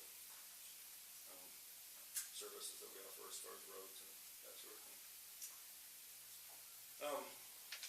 Right now, our incentive package that we've been working on is based almost entirely on property tax, and would like to diversify the incentive, include TRT as something that we could offer back to the hotel, because that's where the entity that would be generating that, and also it helps it make it be a little bit more post-performance. So we can talk about details if you're interested, moving forward, but the idea is if it's assessed and collected and paid, then they would receive the incentive based on that new amount that was actually generated. It wouldn't be just based on the fact that they built a building. It would be more performance-based on how well the hotel is performing. And like you just got done mentioning about restaurant tax, TRT does have some restrictions on it. And I think that the incentive would fulfill that requirement, that 2/3 of the TRT be used to promote tourism. You're supposed to have a tax advisory board that has members. It's supposed to have a majority of the membership made up from employees from the hotel industry, or those that are assessed that tax, and they're supposed to prioritize those funds and recommend those priorities to the county council. I'm not sure that we have that now. So that's a significant increase from $15,000 to, if you had $50,000 of that, I'm not sure what the county's plans are for that money, but it'd be a really good use of funds, I think, to incentivize the hotel with the money that they generated themselves, until there might be a different idea on promoting tourism. And I think that would satisfy that requirement. So anyway, that's kind of just the intro. I just wanted to formally start the conversation. If you're not interested at all, you can let me know that. If you'd like,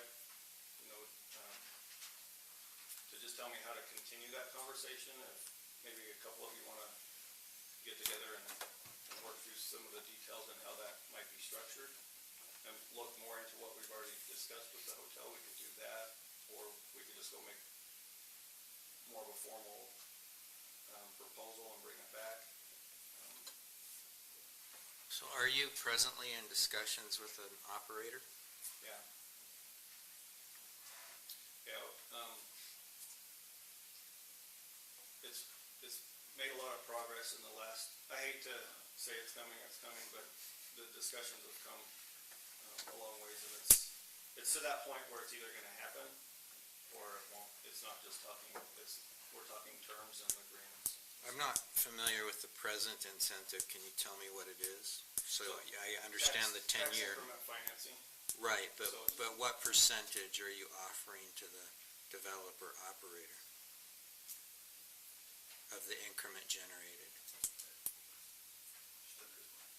So under 20. Just under 20% of it? So it's in the RDA, so we just, the county and the school district and the city already contribute, a portion of the property tax there, so that's what it's gonna be based on, is what they generated. Right, I understand the increment, basically. I'm just wondering, in terms of the specific incentive that you're operating for a given hotel within your city, what Yeah, are we you haven't proposing? solidified the incentive yet, so that's kind of where we're. Okay. Yeah, we don't have anything, concrete, so it'd probably be premature for me to say what where we're at on it. And am I accurate when you were speaking about the 10-year, is that your increment collection period from which you would provide the incentive, just the 10-year period? Yeah, that's what we're looking at, is leveraging the 10 years, and that's the entire length of the RDA, so we can't obligate past that. The incentive would have to be within that 10 years. And is there an existing interlocal between the county and the city on that already? Okay. We've got a sweet hotel, it just needs to be cleaned. What's that? We have a sweet hotel already. Have you not been over to Como? It just needs a little cleaning. We're already set. And a few holes in the roof patch, but minor details. Tree taken out of the roof, that kind of thing. Yeah. Okay, so are you opposed to coming back and doing both of these at the work session, so we can have more of a formal discussion amongst us? Yeah, if that's, You okay there? if you want to just do it as an entire body, then we can just keep coming back to the work session, or if you want to. Well, I think we're gonna gain more ground if we stay here and have just a regular discussion as opposed to this formal setting. Yeah. Okay. We'll see you in 2 weeks. So if not make it a habit of coming to county meetings, but. So if you're not opposed, we'll plan on, in 2 weeks. So do we. Okay. Have a work session. Okay, thank you. So we're on the agenda then? I'll have to fill in. You're on the work session, yes. Stacy? Stacy, I'm on the agenda, it's the work session. We're good. It's not that I don't have trust issues or anything like that, but. Okay, number 4, Mr. Richens.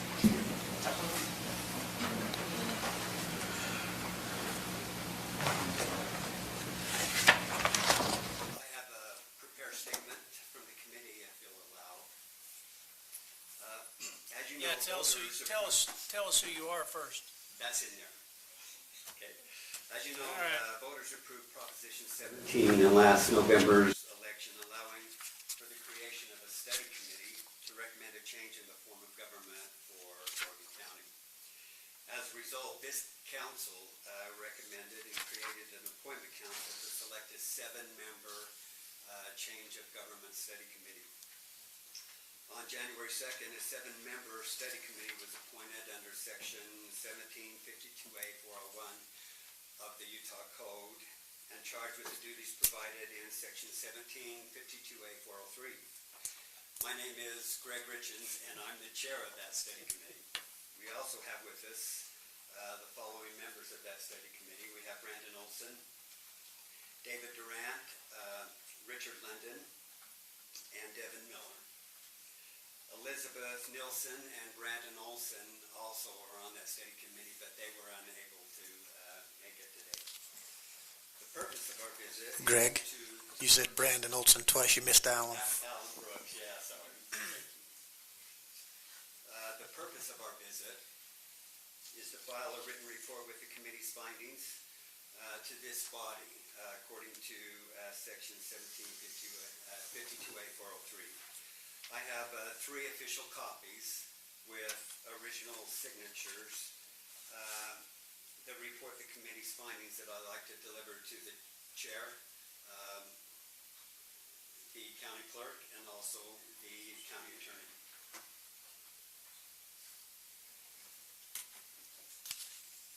Yep.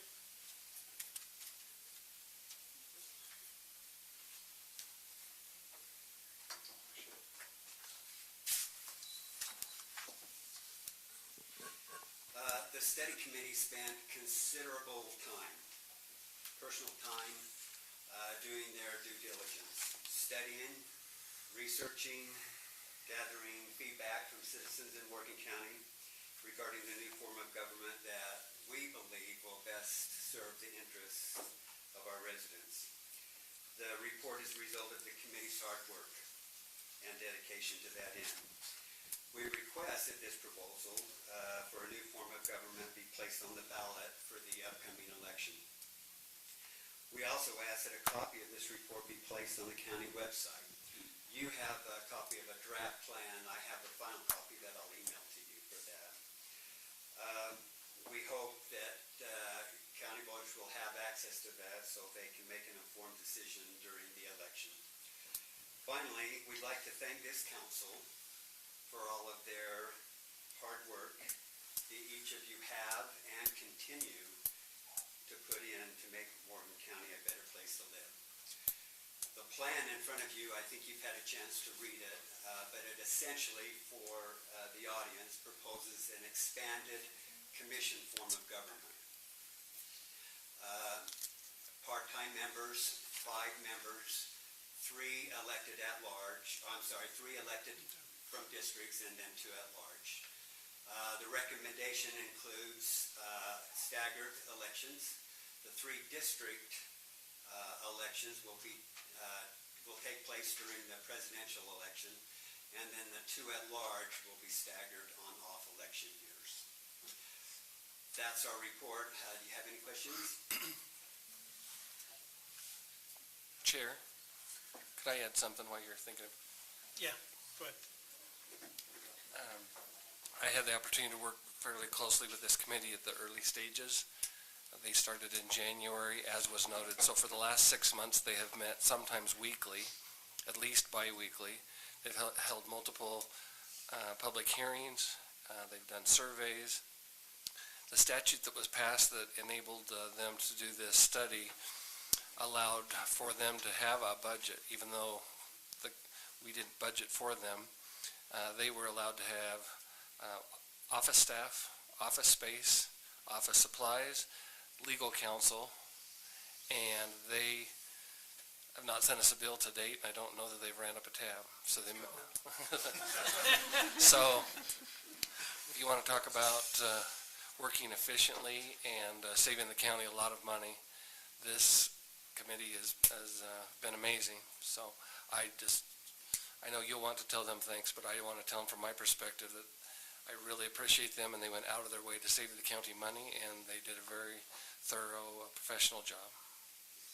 Jen, can you go through and just I appreciate that. And if I may, also, I'd like to publicly thank our committee. We have some very strong ideas, very good committee members that put a lot of thoughtful consideration into what we did, and I'm going to miss working with them too. Okay. Jan, we've identified the process up to this point. Can you identify and explain the process from this point forward? Ms. Clark was just served a copy. She's our clerk auditor. She has 10 days to send it to me. Knowing her, I'll probably have it before lunch tomorrow after she reviews it. I then have 45 days to review it, and I will take much less time than that. Then I will submit it back to the clerk auditor, who will do what she needs to do to get it on the ballot.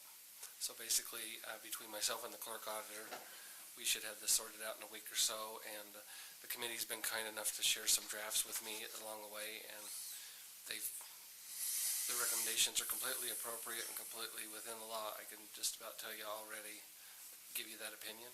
So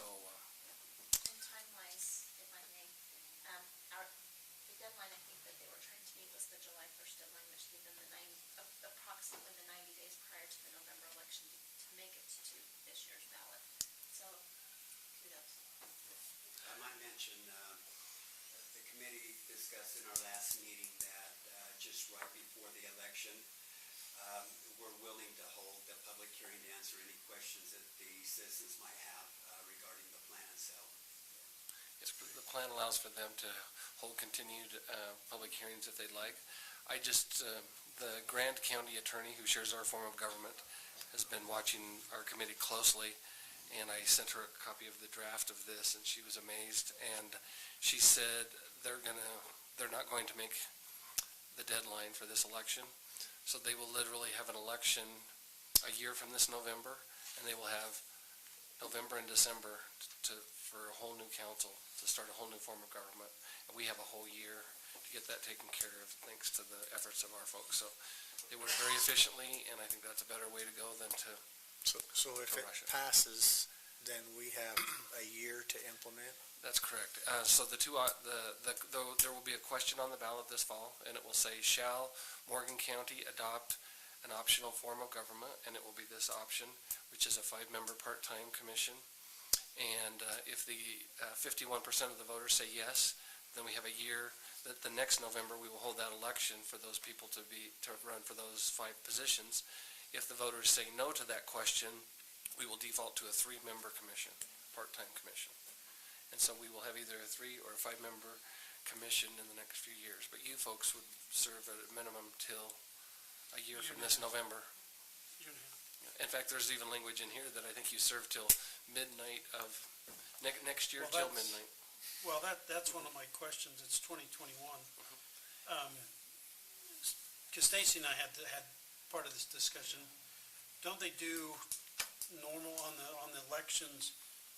Isn't it the second Tuesday of the month when they do all of the swearing in? Right. So I'm just looking at this at midnight, the current government ceases to exist. So at midnight, is the new form of government going to be here to be sworn in? Yeah. Well, we're going to know from November who they are. And then at midnight, it's going to change, and as soon as feasible, they'll be sworn in. And this committee had the option, or one of their tasks was to tell us how to convert to the new form, and they've kind of laid that out as you read through it, and it seems pretty cut and dried to me. So as long as it's legal, which I'm pretty sure it is, then that would be a yes. At midnight, that will happen, except the swearing in will probably be the next day, a few hours later. I might say also that we have some recommendations as part of the transition plan that will help that transition go smoothly. Thank you for your work on this, and thank you for offering to hold public hearings. I think what's most important about this is that we educate the members of the community, because I fear that if they vote, they won't understand that if they vote no, that we will default to a 3-member commission. So I think anything we can do to get that word out to the community will be vital in this coming election. That's really important. We talked about that also, and that is a concern of ours. We did, however, through the public hearings that we held, we did get a lot of feedback, and it was interesting that a lot of them did not like the idea of a 3-member commission. So hopefully that will be in our favor. Thank you. Okay, so I got one more question. So in this, I don't know what page it is, page 18 or 17, if so determined, it's envisioned and recommended by the committee that a portion of the 86K year savings provided by the change in form of government be allocated and invested into an administrative agent.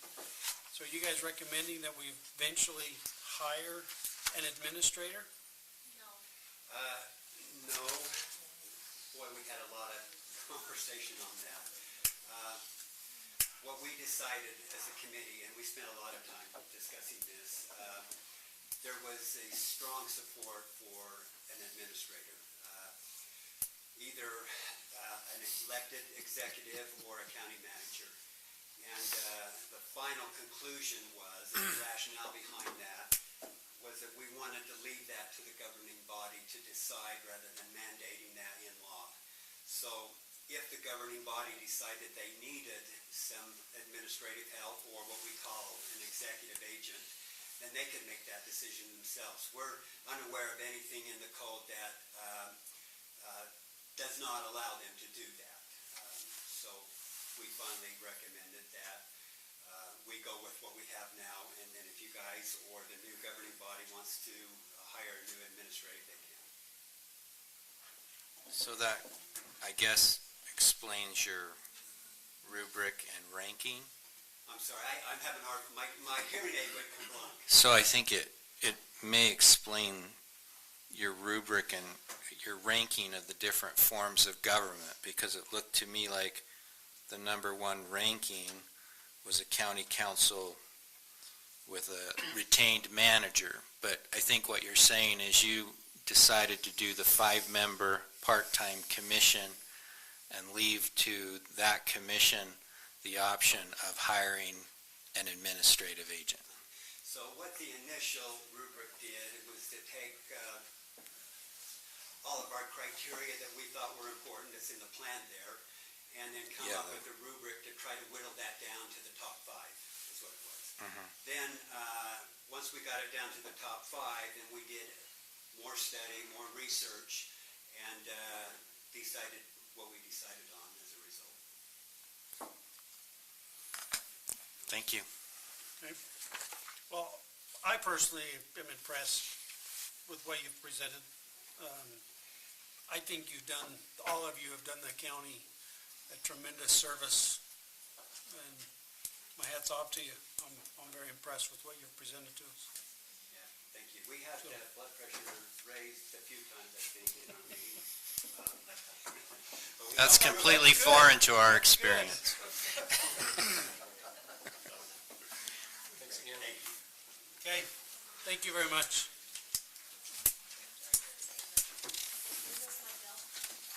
Okay, number 5, Yeah, there's a receipt there. Lance. That's okay. Lance and Sarah.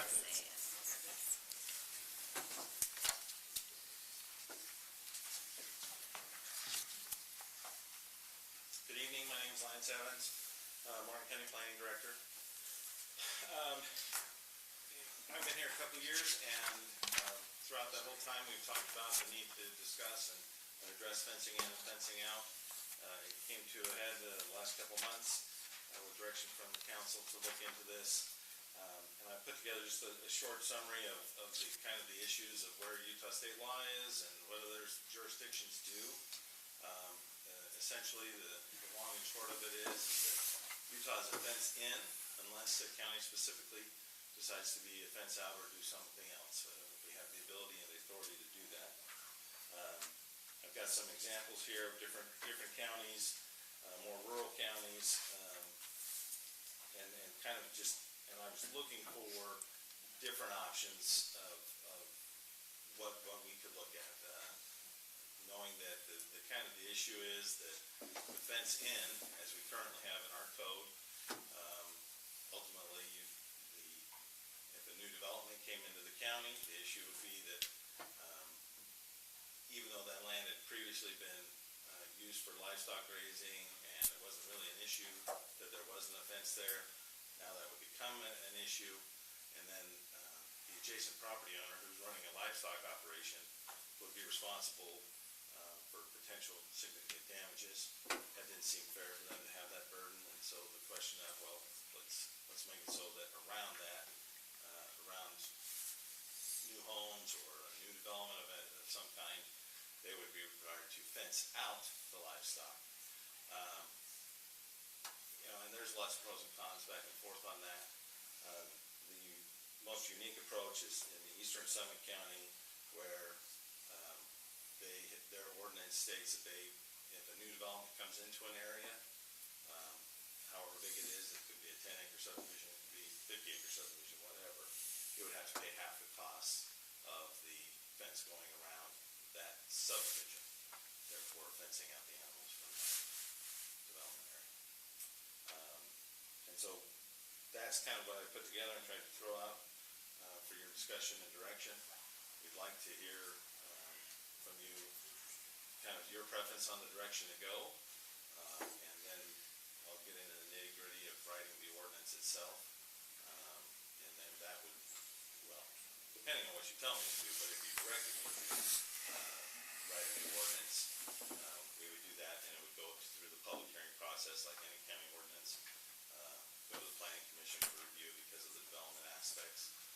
actually is in Title V instead of Title VIII, which is more land use, but it does relate to land use.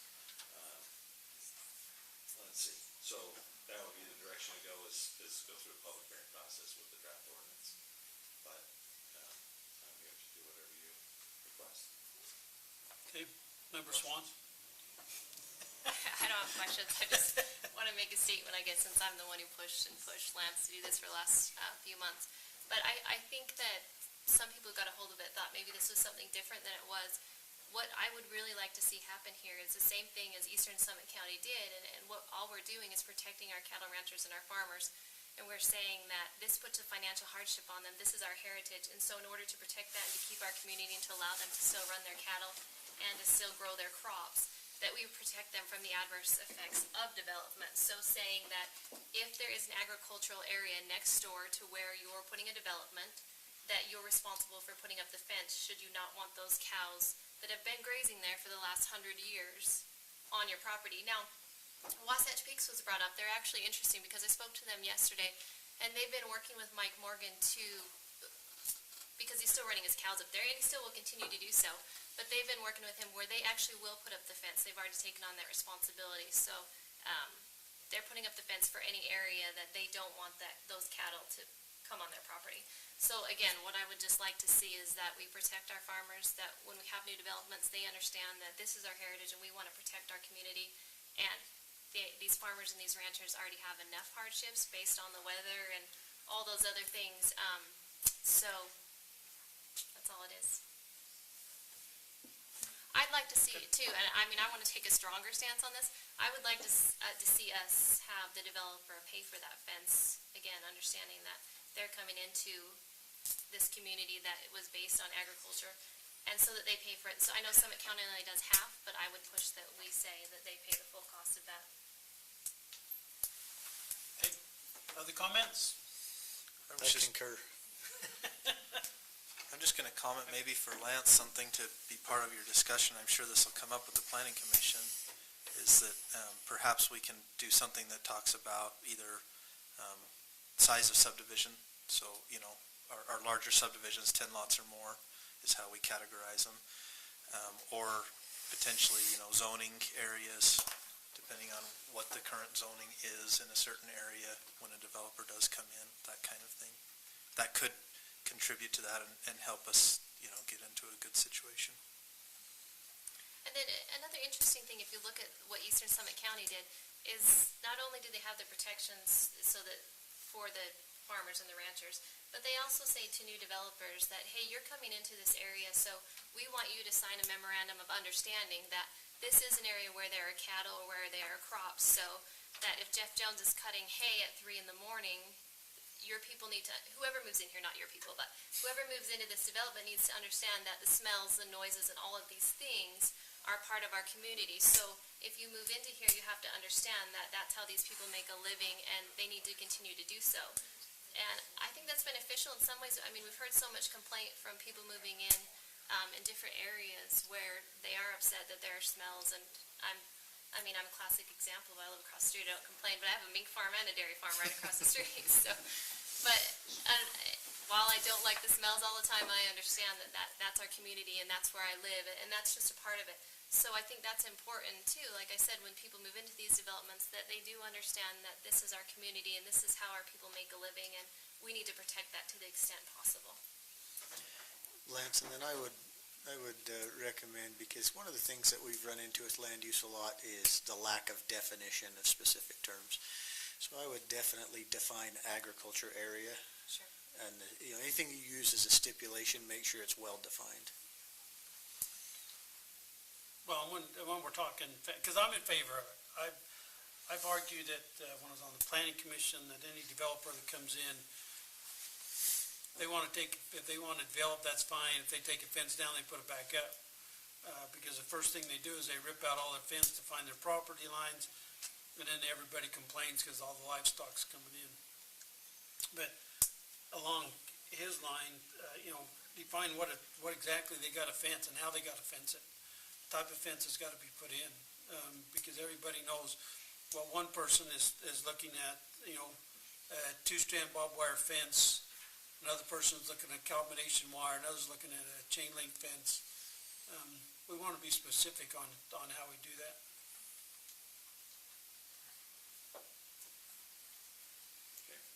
I'd like to add to that, Roland.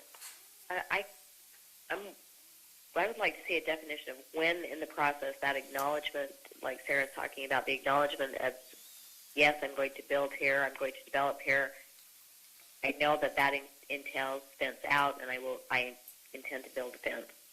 And then also, when in the process, there's a lot of process to development. It comes over a long stage of time. At what point of the process is the fence required to be up? Is that before construction starts? Is that once the roads are in? Is that once all the homes are finished? Where in this process is the fence required to be there? I think you can get a lot of that too, Lance, out of eastern Summit counties. I mean, I read through it and they're pretty thorough, so no sense in reinventing the wheel if you could take some from it. It's pretty good. Yeah. So I have a couple of comments. I don't have any objection to the right to farm types of disclosures. I think that they appear on the plat for my subdivision along with the avigation easements and so forth for the airport. I think those are entirely appropriate. I think that I agree with the statements with respect. I don't think this could necessarily be applied on a countywide basis. There was a recommendation earlier in the public comment period to apply it within specific zones. There are some places in the county I don't believe that makes sense. I think that as part of your drafting, there ought to be an exaction analysis if you're going to impose the requirement to fence. If you give someone the opportunity to say, I recognize that we are a fence-out jurisdiction and that if I don't fence out, that the farmer or rancher is probably the more likely issue here because it's livestock that damages my landscaping or, walks into my basement living room. I haven't had that issue here. I did have it in South Jordan, but not into the living room. So I think that we need to have that kind of an analysis because if you're going to impose the requirement to fence an entire development, then there has to be a nexus and it has to be roughly proportional. We may be able to establish that. But I would actually give them the option of either fencing out or making it clear that we are a fence out, and if they don't fence, then we've passed an ordinance that allows it doesn't leave the responsibility for the damage caused by the animal on the rancher. Sure, that seems fair. Okay, did you get all that? Word for word. He's got a recording. Okay. Awesome. We good? Thank you. Thanks, Lance. Okay. I'm sorry to bug you all the time about it.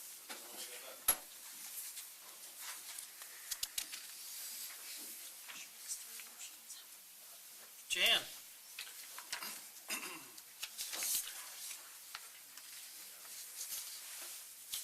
The House passed a House bill last year that required counties to either come up with a policy for personal use of county property by employees or face problems and possible criminal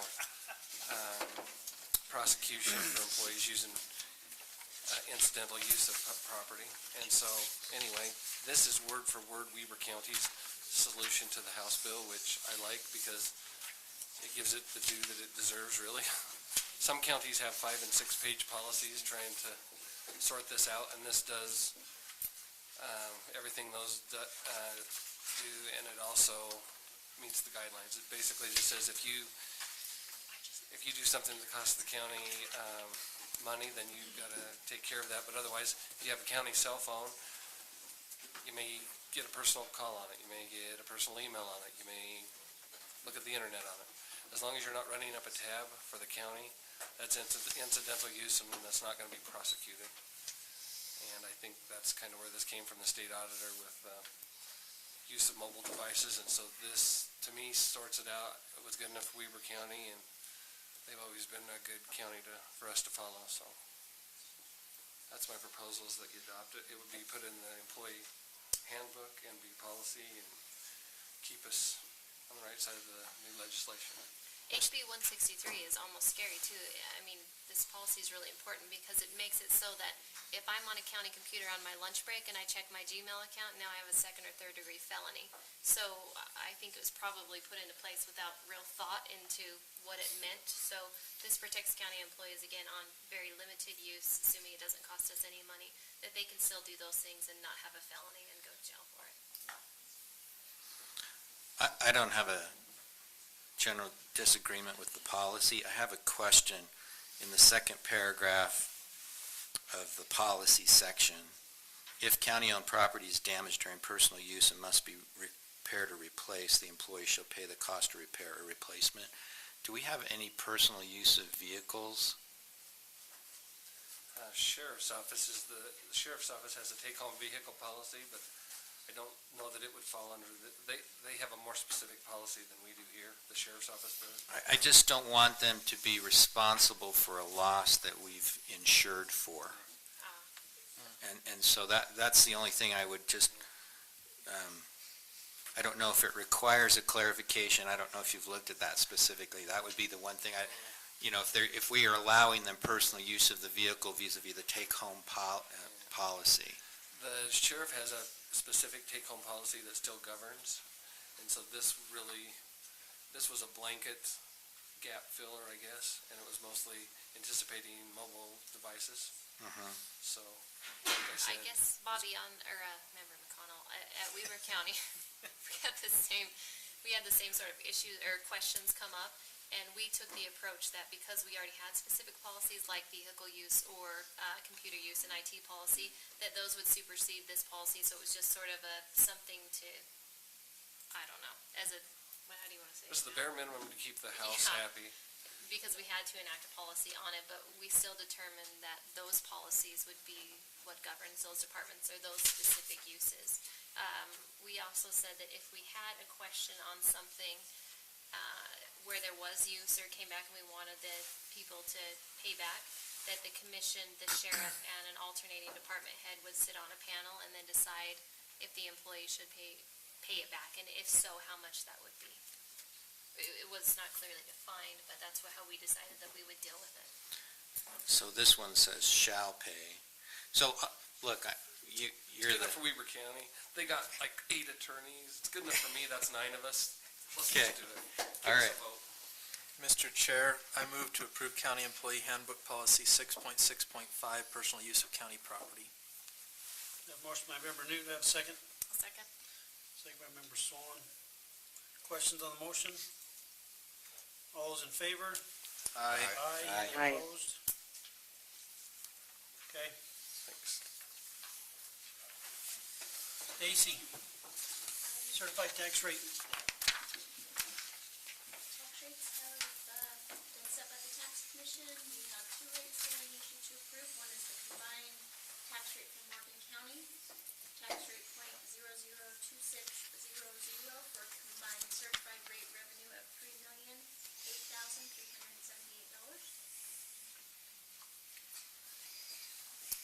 Okay. I'll move to approve the combined 2019 Morgan County certified tax rate of .002600 for a certified rate revenue of $3,008,378. 8,000 or 8,378. Okay. I'll second the motion. Second by Member Newton. Okay, motion by Member Swan, second by Member Newton. Questions on the motion? Yeah, just real quick, Stacy, this tax rate is different how from last year? It changes how much? So at the very bottom of that you have is the tax. Oh, the one in our packet. The very bottom of that form, it will show you 2018's year-end final tax rate, which was 2649. It brought in revenue of $2,913,067. I'll take your word for it, because I can't read it, it's too light. I can't even read it with my glasses. In addition to this, the county also needs to adopt the county's assessing and collecting rate, which So is... we've got a motion on the we floor. haven't got Let us that, make the. we haven't got past that part yet. I just Okay. couldn't read it, it didn't copy well. Any more questions on the motion? All those in favor? Aye. Any opposed? So is that an 8% Okay. reduction or a point? Stacy, ratification approval of tax deed of properties sold. I need one more motion. we still have to- County assessing collecting? Mr. Chair, I move to It's not on approve here. the 2019 county assessing and collecting certified tax rate of .000417 for a certified rate revenue of $482,603. Okay. Second. Motion by member Newton, second by member McConnell. Questions on the motion? And that went negative 1.65%, is that right? Yes. Drop, thank you. That's my only Good. comment. Okay. All those in favor? Aye. Any opposed? Okay. Motion to buy two tax deeds that were sold at May tax sale. I need ratification and approval of the two different tax deeds.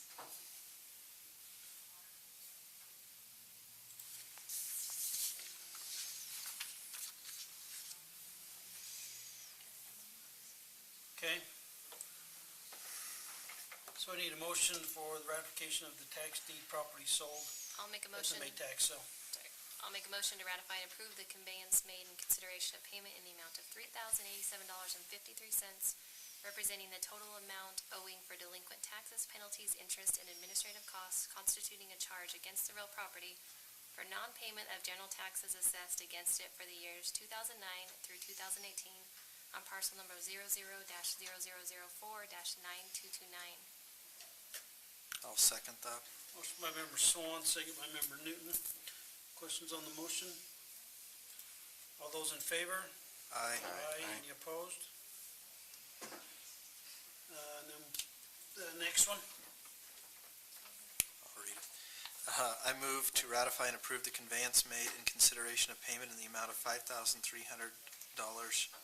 representing the total amount owing for delinquent taxes, penalties, interest, and administrative costs, constituting a charge against the real property for non-payment of general taxes assessed against it for the years 2009 through 2018 on parcel number 00-0004-7645. Second. I Motion second. by member Newton, second by member McConnell. Questions on the motion? Any opposed, or all those in favor? Aye. Aye, any opposed? Okay. Thank you. All right, Member Kilmer. Okay, this is a kind of a park/fairgrounds issue. Darrell was called out. We've been working together on this project. Update on the tennis courts and pickleball courts at the Kent Smith Park, as well as the fairgrounds. The cement is in, the fencing is in. The issue right now is waiting for us to make a decision on this lighting because they don't want to finish the landscaping and then have to dig it back up just at an added cost. So they are kind of on hold waiting for us to decide if we want to go ahead and light these. During the original approval, we approved getting all of the conduit in, the bases in, and all the wire run, but we did not approve the actual lighting. They indicated that it will be considerably cheaper if we do it now rather than try and come back later. And so they proposed that we do this. So our proposal, Darrell and myself are proposing that we approve lighting those courts now. There is great anticipation for these courts. We are getting calls all the time asking when they're going to be done, when they're going to be done. We think they're going to be used extensively. Chamber has already contacted us, wanting to know if we're going to be done by the 4th of July. To answer that question, because I just found out minutes before the meeting, I finally got a timeline on it. No guarantees, but that is the target date. So, and some of that will determine what we decide tonight, because it will take them just a little bit longer with the lighting. We'll light it up with the fireworks, it's time for that. Okay. So that's where we're at on that, and there is, after meeting with Stacy in the clerk's office, I think we are fine on funding and the impact fees, each one of the different impact fees to cover this, both regional and community parks, and it will cover the full cost, so it can be funded out of that. What is the cost? You will be an additional $35,900 at the fairgrounds and $35,537.50 at the Kent Smith Park. $35,537.50.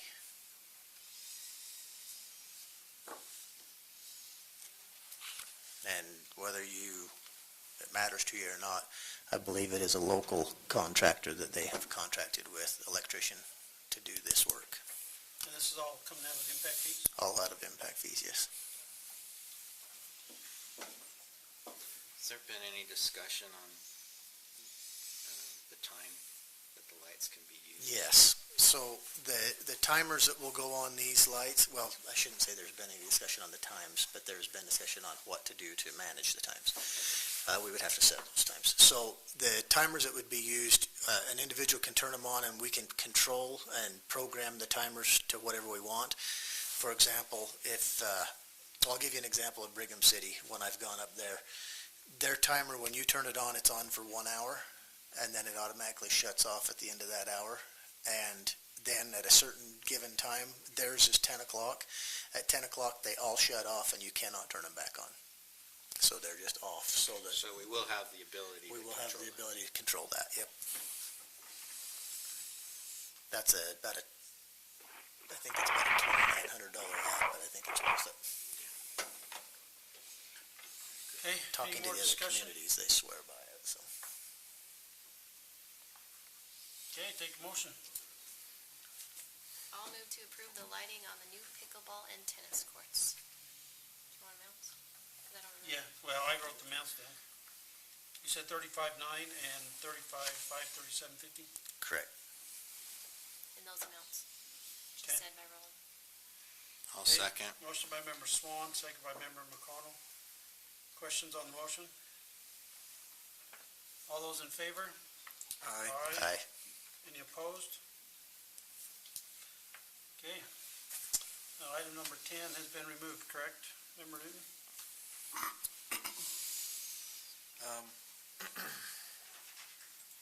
That depends on whether we need to have a conversation about it or not.